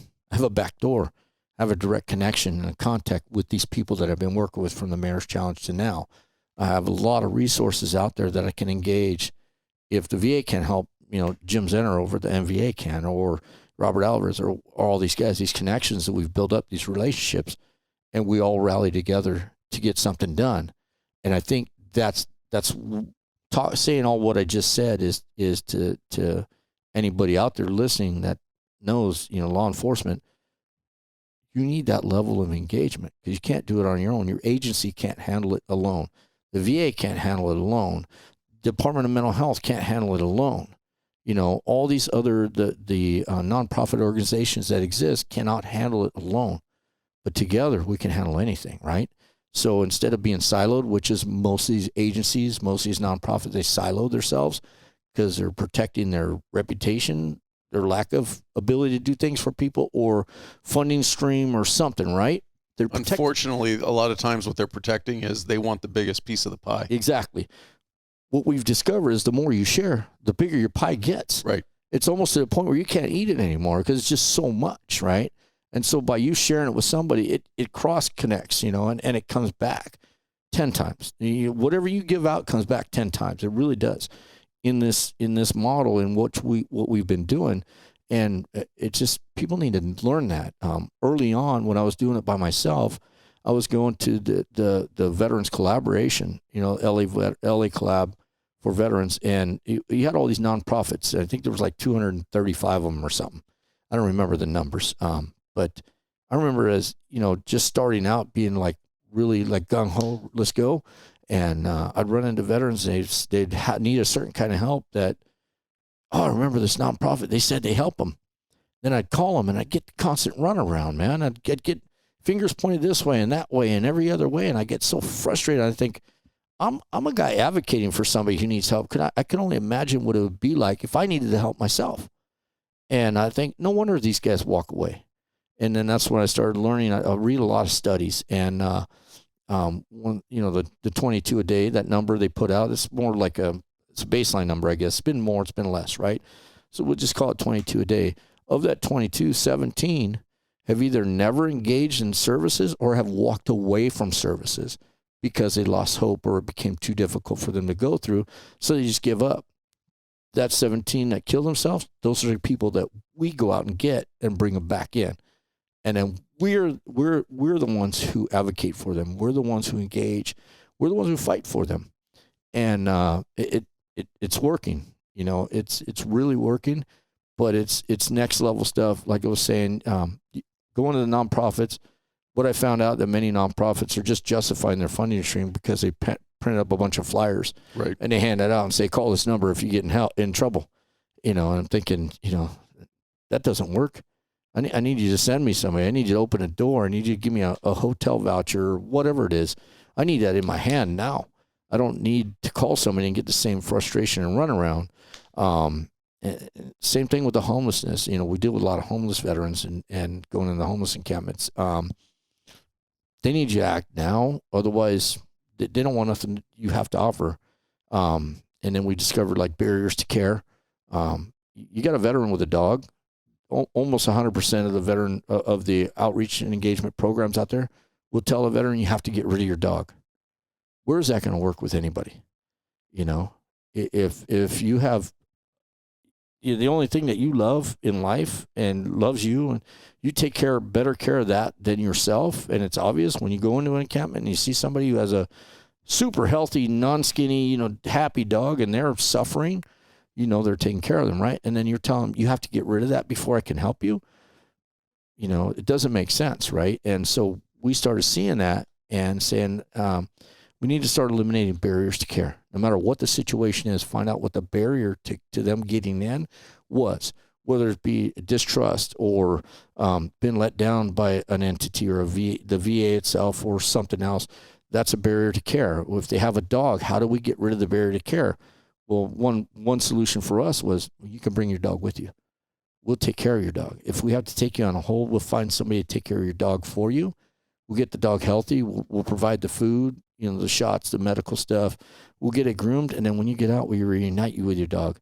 We're not going to drop you back off in your encampment. We're going to take you to an apartment, or we're going to take you to a hotel until you can get into your apartment, or if you're homeless and you're going through the process already of getting housed, you and your dog get to go to all your appointments back and forth until you're let in. And then we take you and your dog to your house, to your apartment, right? So those are things that I don't think, for all these smart people that are engaged in doing this kind of business, I don't think anybody's ever considered that that's a huge barrier to their care and treatment. And then the other thing we find out is let's just take homeless, for example. You got billions of dollars being poured in the homeless population, and it's getting worse. building yourself into prosperity, or creating homes doesn't really fix the problem. Doesn't fix the the underlying what's going on, the trauma, the reason they're there in the first place, right? It doesn't help with that. What we found out now, because of like Project Room Key they had going on, all this temporary solutions, is these guys are conditioned to know that, yeah, it's just temporary, so I don't need it. Us as a society on the outside looking into, like, somebody who's homeless would think, oh, wouldn't they like a warm bed? And yeah, they would like a warm bed and a shower and running water and all that. That was just a way better option than the way they're living, but it's temporary. And find out why they're living how they're living first. But yeah, but not only that, is all our temporary solutions, we're spending money on temporary solutions instead of fixing the root cause. It's kind of like what I tell my guys is, hey man, don't ever lose your compassion. That's what I feel like society's lost their compassion regarding, like, just homeless people, for example, but almost everything regarding human interaction. But homeless people, for example, is if you can drive by a homeless encampment and see all those homeless people and say it's not your problem, you lost your compassion. If that doesn't bug you, if you can still sleep at night, you lost your compassion. And I always tell my guys, don't ever lose your compassion. That's a human being. And I've heard other people say, well, yeah, but they're drug addicted. Yeah, but what caused them to be drug addicted? Because at one point they were normal. They served their country, man. They got out. They suffered trauma that they didn't know they had, that was going with them as they exited, right? And my understanding of PTSD now is it could last, it could stay with you forever, right? And if you can keep it at bay and it doesn't ever rise up or take over your life, then you're going to be okay. But maybe, but for a lot of guys, the trauma, they're living with it for about 2 years seem to be the mark, right? Where all of a sudden they're normal, they got a job, they got a family, they're functioning, everything's good, and then almost 2 years to the day, man, they're like, their life's taking a different turn. They're angry, they're pissed off, they're drinking, they're doing things, they can't explain why. And it's like their life's being taken over and things start falling apart. And then so if you amplify that and fast forward it in their life, that's a homeless person that's living, in the tent under the bridge or out in the park or whatever. You got to understand that something caused them to be that way. There's a root cause for it. So be a little more compassionate, man. Just show that person that you understand. Don't judge them on the surface. Yeah, they're a drug addict or alcoholic or they're violent or they have outbursts, but it took a while for them to get like that. Homelessness causes mental illness. I was fortunate to work with a guy named Eric Barrera who got out of the Marine Corps and was 6 years living as a homeless person, drug addicted, heroin addicted on the streets. And now he's working for a street medicine team, man. Like, he's working for the Department of Mental Health, or actually for Bob Hope Patriotic Hall, doing homeless outreach and engagement. He's the one that taught me how to go into homeless encampments, how to form that bond or that communication with these people and get them to open up. And then you're ready to start talking about getting them somewhere, right? To develop that trust, establish that relationship. And it was kind of a simple concept, man. Don't go empty-handed. Whether it's a water bottle, a pair of socks or something, you go there offering them something. It's kind of like a handshake, right? And that starts the conversation. And just that one little thing he taught me allowed me to get even further into developing ways to get deeper into what these guys are into. And that's where we were able to figure out that every trauma or every state you see somebody in, there was a trauma that caused that, which that's pretty normal, right? I guess that'd be basic knowledge for most people in the psych profession. For me, I just saw how it related humanistically, like on that level of just human being to human being. Forget the fact that I'm a cop. Forget the fact that you're homeless. It's just you're a human being I'm trying to connect with. What's the problem? How do you figure out what the problem is, right? The root cause, what it is, what's your issue, man? I'm not judging you, man. I'm not here to do you harm. I'm not here to bring shame to you, man. I want to lift you out of that. How do you do that? And so, it's always different. It just depends on who you're working with in front of you. Well, and Eric is the connection for you and I. And I had the opportunity to sit and talk to Eric, and his story, He's got an amazing story. Yeah. And I'm truly humbled that he shared it with me. Yeah. What he went through, he talks about how he didn't go into the Marine Corps for the right reasons. He went in thinking that if he would become a Marine, it would change his relationship with his dad. He was striving for his dad's approval. But then realizing that he had underlying personal issues himself that eventually just kind of took over. And you bring up a great point in that I've had the opportunity to talk to several veterans. And the thing with trauma, and I know they don't call it, they don't want to refer to it as PTSD. It's not a disorder. They want post-traumatic stress. The thing, regardless, first responder, military, we all get affected differently. There isn't a textbook that says these are the symptoms because everybody deals with it differently. And I've talked to some who said, man, I wasn't angry. I wasn't pissed off. I just could never get happy. Yeah. Why was I just going through life that nothing made me happy? Yeah. Or the flip side, you've got somebody who's dealing with it and the doctor's just adding another pill and adding another pill and adding another pill. And he makes comments like, I had to take a cocktail of about 9 or 10 pills multiple times a day to where I just started living in this fog. Yeah. You know, the fact that we try to put a blanket umbrella over all trauma and say, this is how to treat it. It's sad. Yeah, it is. It is. I'm telling you that the 2 summers I spent with Eric doing this, that is one of the most amazing stories. And one of the I say I am blessed that I met Eric. He opened my eyes in so many different ways. And that came from him being that person, right? And then coming out of it, number one, that gave me hope, right? Right. Like, he didn't share a story with me until, like, we were already into it. I just thought this was some dude, you know, he's a good-looking man. I thought he looked like a movie star. I was like, why are you doing this, man? I even told him, you could do movies, dude. You can do other things, you know. But I remember when he shared me a story, man. We went to lunch. You know, I took him to lunch, and he just opened up and started telling me things. And I was like, oh, I would never know that about you. If you didn't tell me, I wouldn't believe that. And then thinking about that, I thought, man, there's hope for everybody out there. If he can be that way, and he's told me, I don't mind you sharing my story. You know, he puts it out there, so that's why I say it. Put his name and what his thing was. Because growing up, going back to my childhood, heroin was the number 1 killer of everybody in my neighborhood. And for him to have that on his back for 6 years and being homeless, and he was able to overcome that, there's hope for everybody out there. So it taught me not to give up. Like, I'm not giving up. I got a dude in front of me who's one of the most fantastic people I've ever met in my life. And he's the way he is. After going through that, there's hope for everybody. Well, and you bring up something else that I think is really important, that we need to think about it from our own perspective, in that you mentioned John Gannon as being the catalyst for you. Yeah. That one person that was that catalyst. Eric's story, that one person at the diversion clinic or the rehab clinic that saw something in Eric and said, I want you to help me get more people off the street.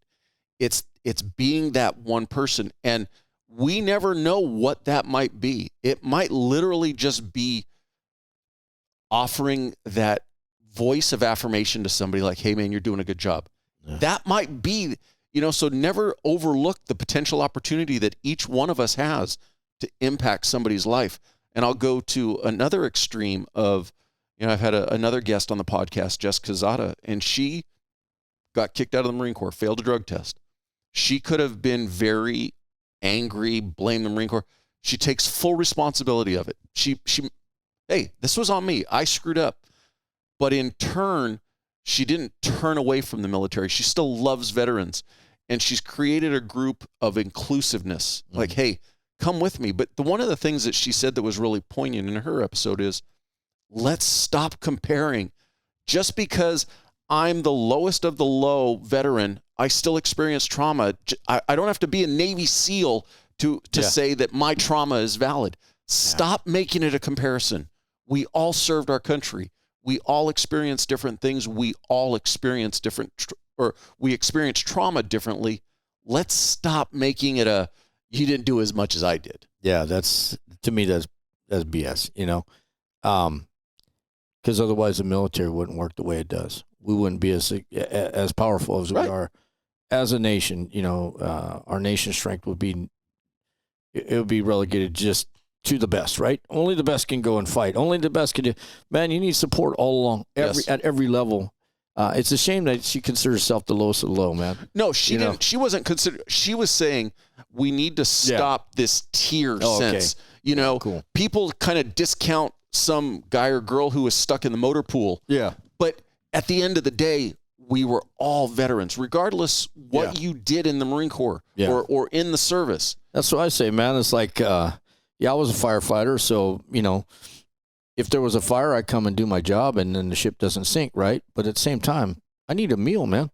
So if the cooks didn't do their job, I wouldn't have the nourishment to keep going. Yep. And then, it's just, I think that's kind of what we're talking about, right? We all rely on each other. That's how my team or our team functions with the VAPD people and the other people that we deal with. We all rely on each other, man, and everybody has to do their job. And everybody's got a different talent. Everybody's got a different niche, something they like, and that was early on when I finally got my full team. I had to develop, I just find out what each individual was into, because not everybody's good at everything. Right. And so I just put them on that task, right? So now, like on my team, I got a guy who deals with all the geriatric elderly veterans, right? That's his thing. That's his niche. His dad was a Vietnam veteran. His stepfather's a Vietnam veteran. And they're up in age and experiencing all the things they're experiencing. So he's become passionately involved with helping elderly veterans. I got another guy, he's my canine guy, right? And he's the one working out everything to do with canine, right? Whether he's got his own dog, because I want him to go through that process, and he's training, so then he knows when he refers other veterans into programs like that and we get them dogs, he knows what they're going through, knows how to speak that language. And then he also transport the homeless veterans that have dogs to all their appointments stuff. So he understands, right? So we built a whole program around him with his vehicle and himself and his education. Then I got a homeless outreach and engagement guy who does nothing but homeless veterans, right? And then the female on my team, naturally I wanted her to gravitate to doing the military sexual trauma, right? But it was kind of funny. That one kind of backfired on me. Well, not backfired, but I didn't realize that, and this is, I could just say, just from my experience, right, in the last 5-6 years of doing this, as far as sexual trauma, the ones that were suicidal, I never realized this, but were mostly male. They're the ones that internalize that stuff and would never share it, and still probably this day would never. You almost got to figure it out, right, when you're dealing with them. But then I thought, well, it wasn't a total loss, right, having her go in that direction, because all the females out there still need to help, right? And I believe that, when that happened to them, it changed their life on whatever trajectory they took. They were traumatized, sexually at some point. They were doing fine. And then because that happened, like the person you mentioned, maybe they got into drugs or something while they're in the military, started acting out, behavioral issues, something like that. And then they were drummed out of the military. So our program is kind of looking at, how do we redeem their lives? How can we go back and do like a forensic or a law enforcement type of investigation to say, no, military, you're responsible for this person still. Because what happened to them, you failed to recognize it. You failed to come to their aid, come to their call. Nobody listened to them. They were in the good old boy system, and they got drummed out because they opened their mouth because they didn't want to embarrass the military, right? And so their service to their country was honorable. So what happened to them, the root causes was caused them to get booted out on other and honorable conditions. So the idea is to, one day I'm hoping from somebody from Department of Defense, the Navy, whoever, I don't care, I'll work with anybody that's willing to, is to go back and look at those cases and see how we could redeem those folks. At least upgrade their discharge to honorable so they can get the help where they need it. The VA has a lot of great programs. Like they take, regardless of your discharge status, doesn't matter. You can dishonorable discharge. They'll give you up to 90 days of mental health stabilization. No questions asked, right? They have the same thing for sexual trauma. The problem is, and I've talked to a lot of these people that have gone through that, if you're other and honorable and you're not connected already to the VA, it's not like you can just come and make an appointment with your psych and say, hey, I have this thing going on. And then you have that private conversation. No, you have to walk in cold, and you got to talk to somebody at a desk who's filling out paperwork. You got to answer all their questions. So you're reliving that trauma with somebody who might not care. Then they pass it on to somebody else who then will have a conversation with you, and then you're reliving that trauma again. It's almost too much, man. They don't make it easy just to walk in and talk directly to a psych. You have to justify or validate that the fact that you had sexual trauma because it's documented somewhere. Maybe it's not, right? And then you got to go through that process. So the females seeking help, they just, again, it's like those 17 of the 22. They just said, never mind. I'm not going through that shit again. And so they don't. And so that's where our program, we're looking into reaching those and then being their advocates so they don't have to. We can do it for them through a process, advocate for them, and then have somebody look at it in a private manner, get them the help they need, and at the same time, try and upgrade that discharge status, at least so it could be general under honorable conditions, something that gives them connection to the VA, where is, in my opinion, they've stepped it up a lot. They are the place to go if you know, dental, medical, whatever, you're a veteran and you've had nothing else your whole life. The VA is a great place to go for that kind of stuff. They do amazing work now. The people that are involved, though, at different levels probably aren't connected, you know, passionately or compassionately to the people they serve. It's more like a job for them. So when these guys enter that arena, along the way, somebody discourages them and they drop back out. That's the shame of that, right? But our team's built to advocate for that and to go the distance and fight for those people, to fight for the voice that normally wouldn't get heard. We're that voice, and we do a pretty good job. My counterpart, Captain Dave Harris from the VAPD, West LA VA, he joined up with me about 2 years ago when I was just before I got my team funded. He joined up with me because I had been, so Long Beach VA started a VMET team. John Gannon, Dave Weiner, when Dave was a chief, they got together, they wrote a white paper and developed, John helped them develop, Dave wanted what we had to bring it to the VA because he knew there was a necessity for it. And it started taking off because the people that were involved were very involved and they were engaging with us all the time. And we'd call them back and forth. At some point, Dave left the program. The person that came in behind him wasn't so enthusiastic and kind of left it on his people just to work it out. And it kind of fell off. You know, it wasn't as effective as it could have been. And, they didn't gain the full potential. They didn't rise to the full potential of what they could have been. No knock on them. When you're not supported, it's really hard to get things going, right? So you do the best you can. And I'm going to briefly say, and I'm going to put this under one giant umbrella. I believe we're at that point across the board with mental health and trauma, both from the veteran side and even from the first responder side of what they're experiencing today, in the sense that the last 5 or 10 years, we're seeing good progress in acknowledging trauma, making it okay to ask for trauma, normalizing that asking for help is okay.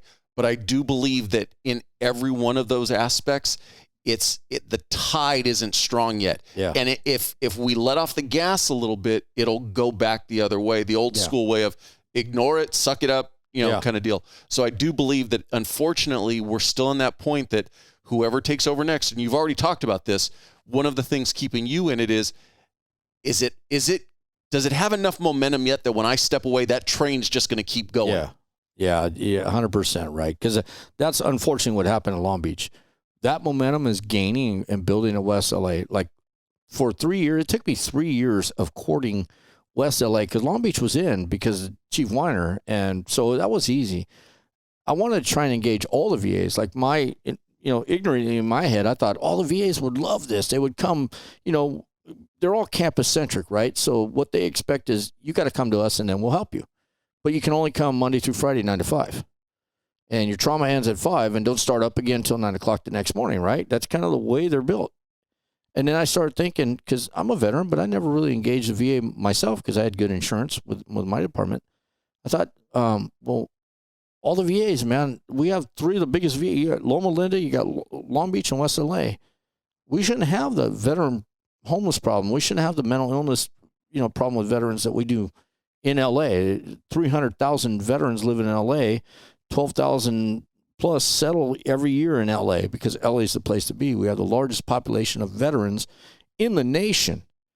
We have the largest suicide rate among veterans in the nation and the largest homeless population of veterans in the nation.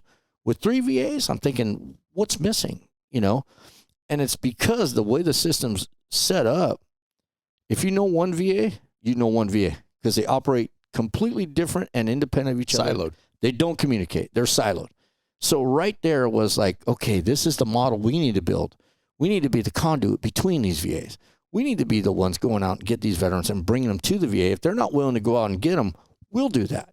And so that's what we were doing. And it was based on just suicide response and crisis response type of model, right? And then that morphed into, now we have a suicide prevention program on that works. And that's what I told you before, like we did with Kevin and Angel and Hanif and, you know, all these guys that we've dealt with is more personal level. And so we're engaging differently. We've broken down the silos at the Greater LA, West LA VA. They're all in. They got an amazing police chief and staff. The director over there believes in the program. Everything is functioning great over there. But Long Beach is re-siloed, you know, and it's like, it's a shame. It's like, damn, you were the ones that helped us start this thing, but then you backed out, you know, for whatever reason. And so we're hoping that, and it's political, I guess, you know, and I don't like to get into that crap because I'm not a politician. I just see things as they are. It's if these guys communicate with these guys and they can form a relationship where they can grow each other and then use us the same way that we need to be used, and then Loma Linda joins in, you know what you're going to have? You're going to have no more suicides of veterans in LA. Your homeless population is going to be dried up and gone. You know, you're going to have a conduit of care through every silo there is. Every single one of these veteran, what do you call the collaboratives, you know, the nonprofits, they're all going to be engaged with each other, and it's going to be all for the same purpose. Just different tasks, different levels, different things are going to be going on all at once, but everybody's involved. So if I get a guy and it has to do with somebody who needs financial aid, that's not my shop, but I have 13 organizations that can help you. And instead of giving them a card and saying, here's call a number, I'm going to call the person and say, hey, I got a guy. Can you help him right now? I'm sorry, I'm too busy. Okay, I'll call the next one. I got a guy. Can you help him right now? Yeah, I can help him. Bring him here. Okay. And I take them, and it's not even a hard handoff. It's a, hey, I'm going to drop you off. You want me to stay with you? I'll be with you, or call me and I'll pick you back up. But then the other thing is, hey, I'm letting you know. If you let him down, I'll never talk to you. I'll never use you again. Because that's how I became. Anybody who ever said they help a veteran and they didn't, I just treat them like they had the plague, and I never call them again. Because it's like, I don't need you. If your only purpose is to talk a lot of shit and not back it up, I don't need you. You're an organization that is absolutely useless to me, because the people I'm dealing with, they needed me because that's how I got there. And I need you because you're saying you have all the answers, or you have at least some of them. I need you to do your job because this is critical. We're dealing with a human being right here. And so that's kind of how I started being. And it put me in a dark place for a while, man. I took a lot of shit home, and I you know, had a lot of sleepless nights and a lot of things, you know, going on. But the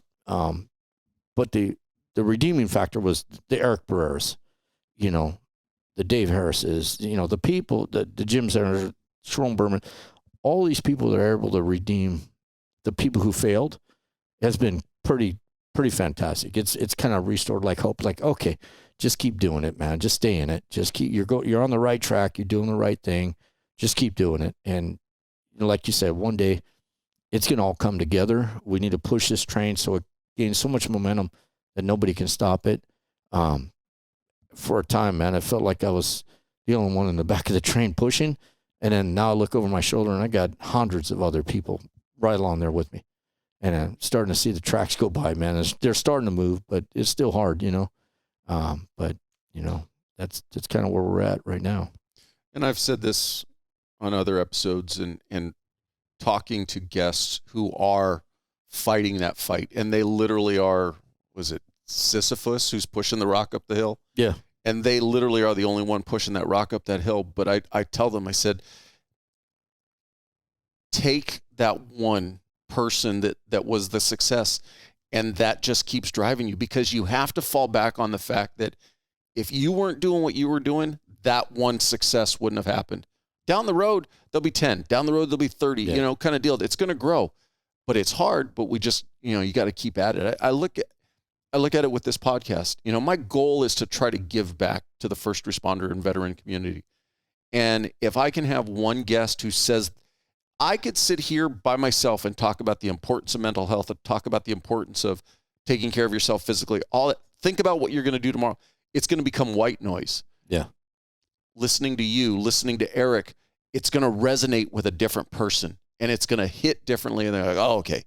And that for me is where the success comes. And just keep putting that foot in front of the other. And before you know it, you're 10 miles down the road, as opposed to thinking, oh man, I got to go 10 miles. Yeah.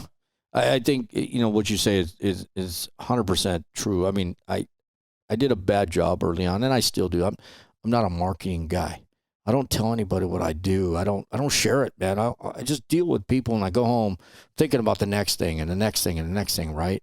And along the way, I've been able to solicit people to come in, and enlist people to join me. And I don't even share things with them, like things that were crushing to me, or things that, until I figure out, like, okay, I've worked it out. It works. Now I'll share it, right? Like, take a model, build it, test it. I've had to shelve it because I've had no support or no funding. Do it as I can on my own. Now that it's building, it's growing.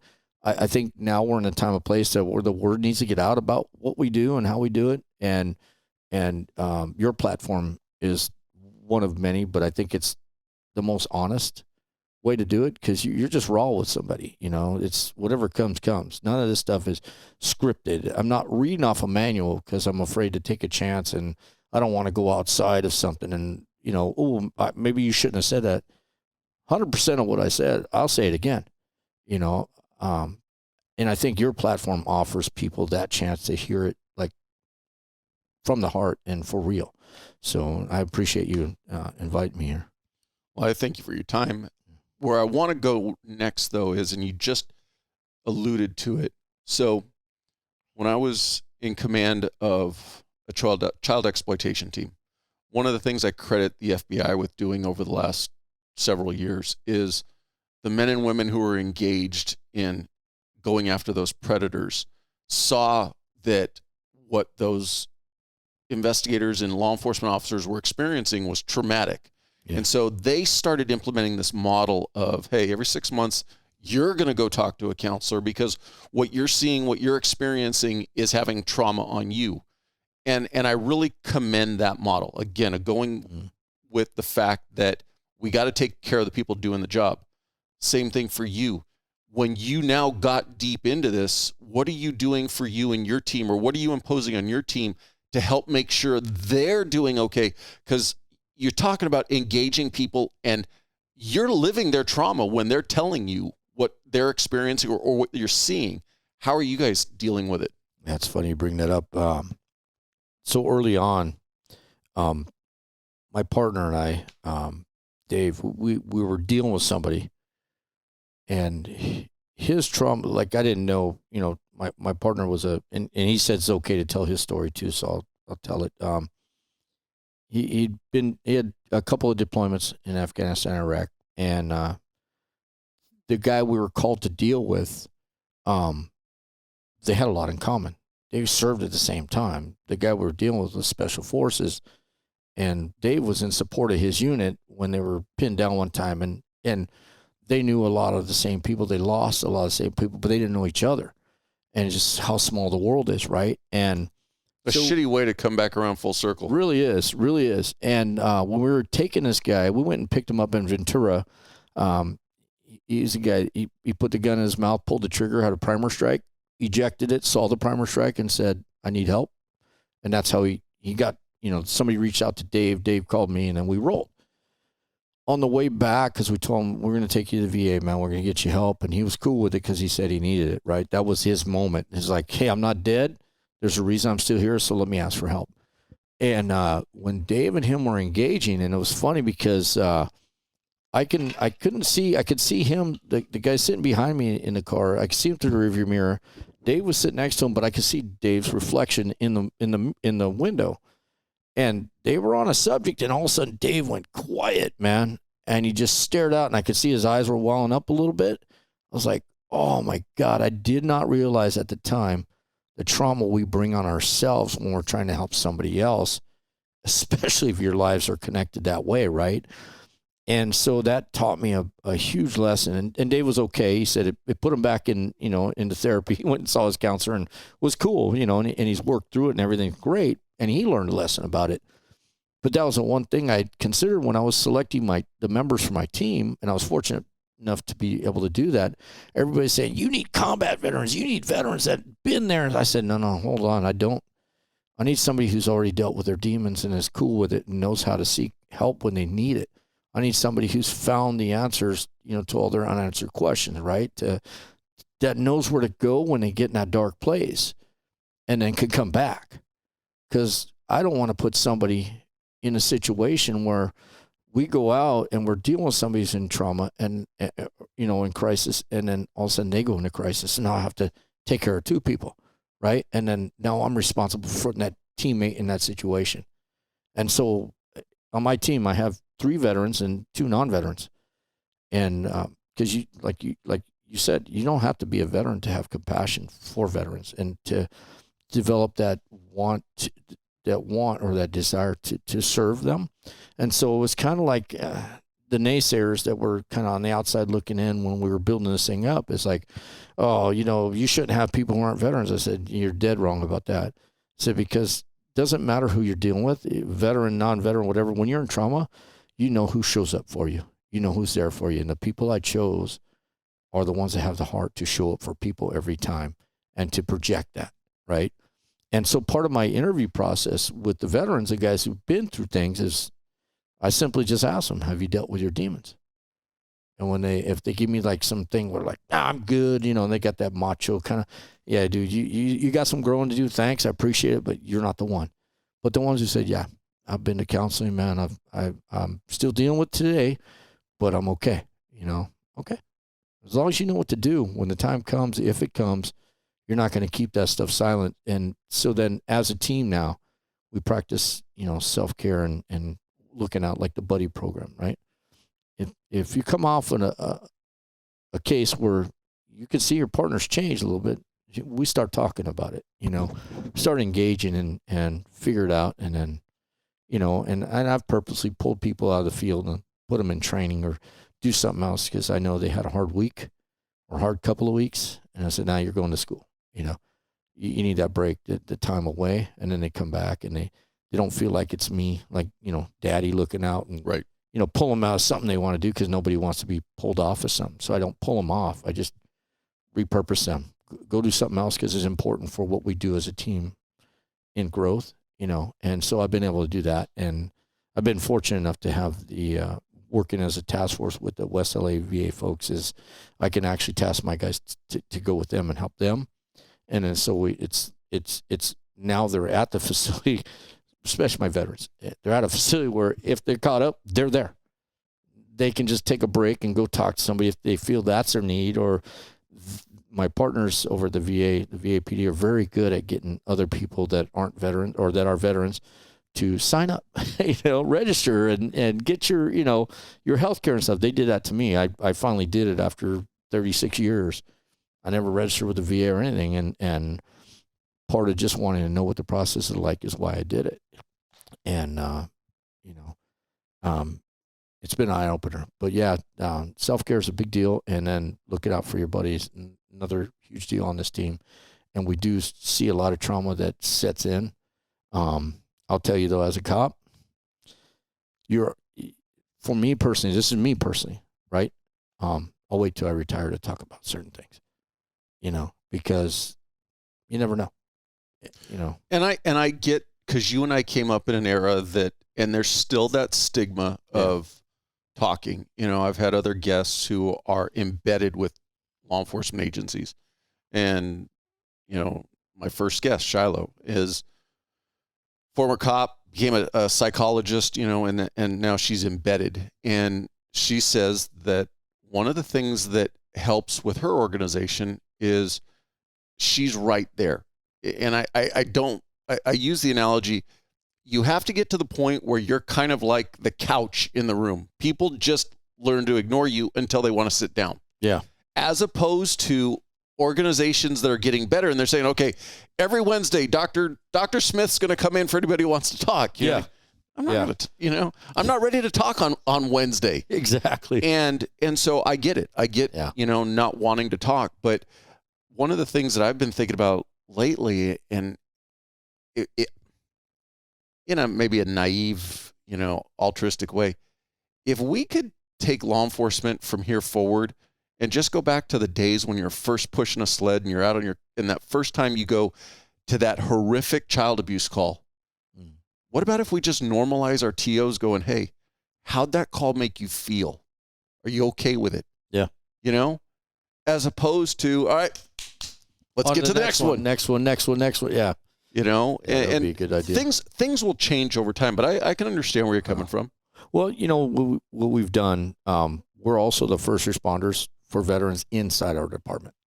So I've sent all my guys to our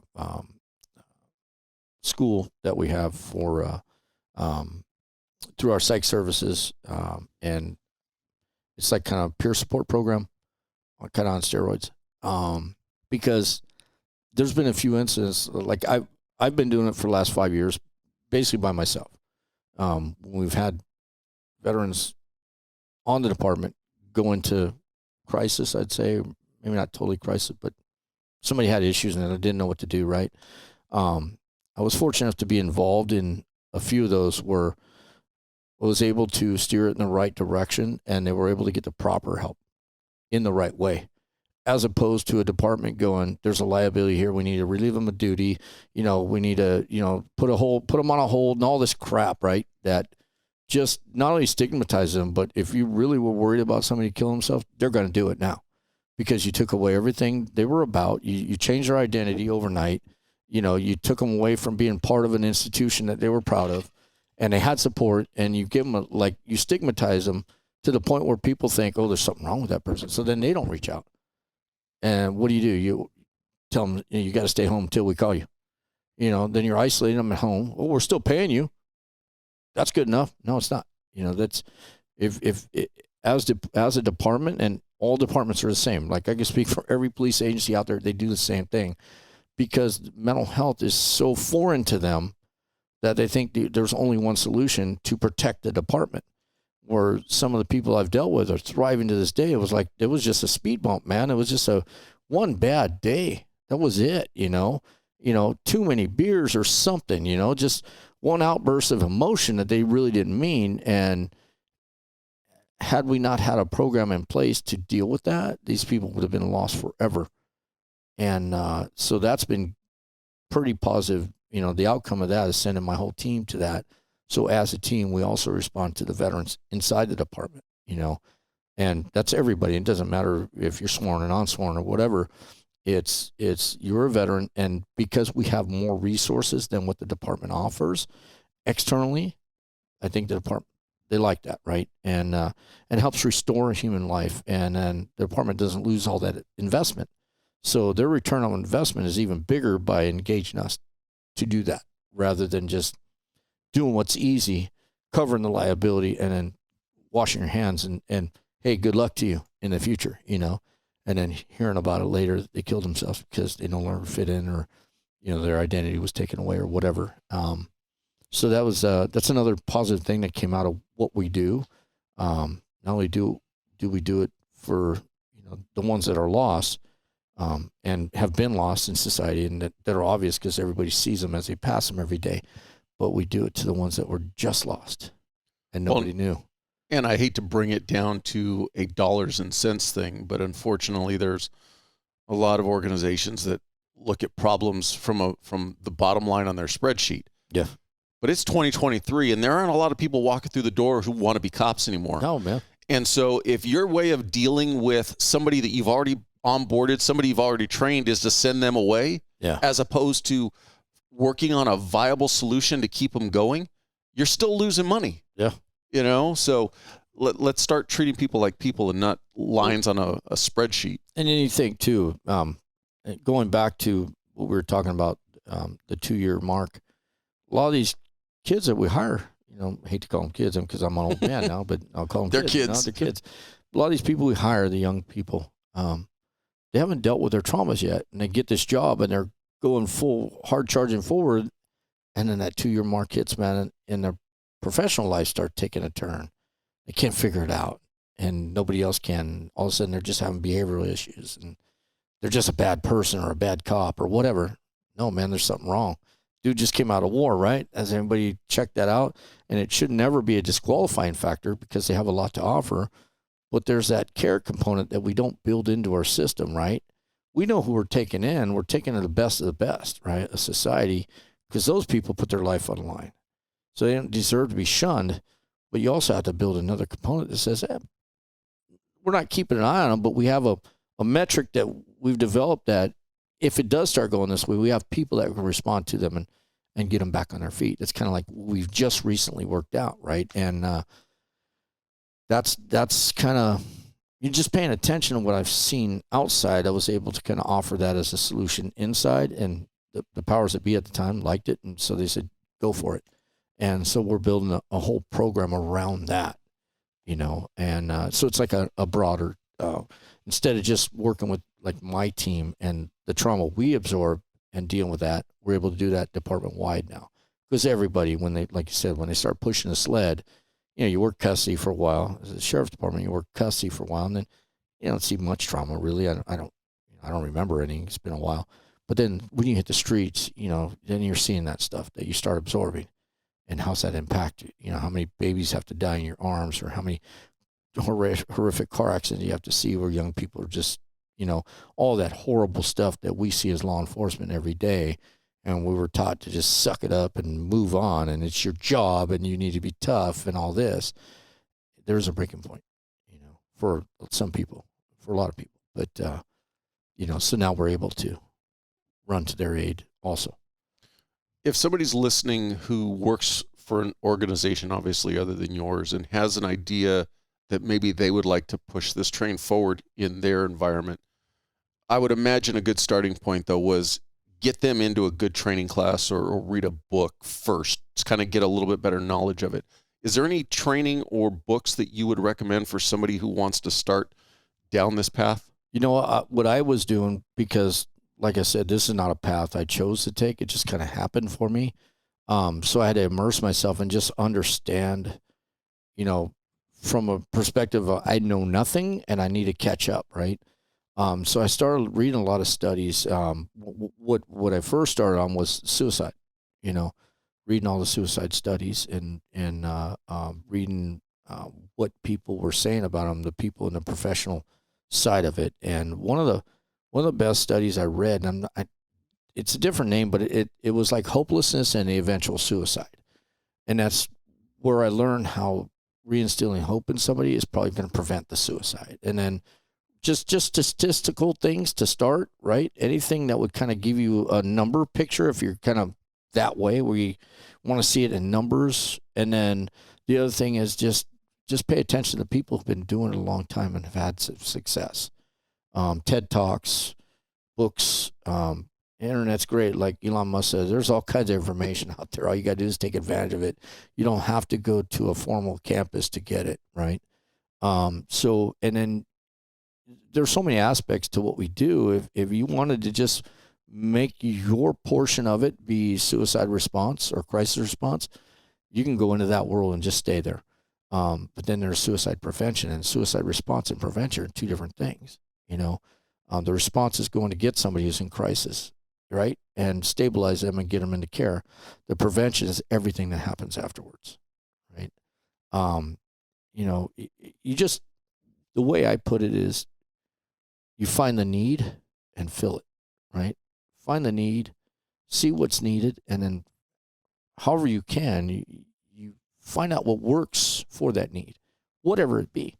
So, I can't say any one thing works, but the more you put in, the more you get out, the deeper you go, the broader you'll get, and then you come up with your own answers. So, as far as education goes, there's so much out there, I would say start with the VAs and collect some of their handbooks, veteran resources, stuff like that. Know what you can do for people, and then start discovering how you can affect, like what your ability is, right? There's things you can do. There's places you can bring people, but do you have the capacity? Do you have the ability? Like assess what it's going to cost before you start building something, and then just start going that way. That's kind of the approach I took, for me, not knowing anything, and I'm still learning every single day. Like my mind gets blown like on a daily, but then find good partners, find people who are compassionate and want to help, whoever that is. If your police chief or your sheriff or whoever is into it, you got a good start. If they're not, don't worry about it. You can bring them along by your successes, right? And then just work on one victory at a time. All you got to do is save one, right?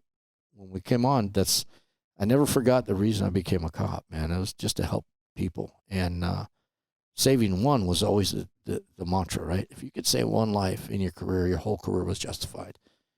And then when you get to do what we do now, what my team and what the people I work with now, I get to see the impact of the lives we save. I can literally count the lives we're saving as we're saving them. And it's not us saving them per se, because we're just the conduit for it, but we have an effect, or we have something that we do that the outcome is positive, and we could see somebody's life change because of our efforts. So if we didn't do what we did, they'd be gone, right? But because we were able to do what we did, we contributed to that. And like I said, it's everybody, right? It's not just one entity. When you have a part of that, it makes you feel good and makes you want to do it again and again and again and again. And then sooner or later, you start sleeping better at night and things get better, So, it's as far as my 2 cents, If somebody's got more questions specifically for you, what's a good email to reach out to you at? You can, my private email, if it's like an outside entity, if you're not law enforcement, you could just hit me up. I got a Reagan email. It's bonav11@reagan.com. It's reagan.com. They can contact you, and then you can contact me. I never close my doors or my eyes. So anytime, anywhere. I'll put the email in the show notes, and then obviously if anybody wants to get in contact with you a different way, they can send me a contact through the website. Sure.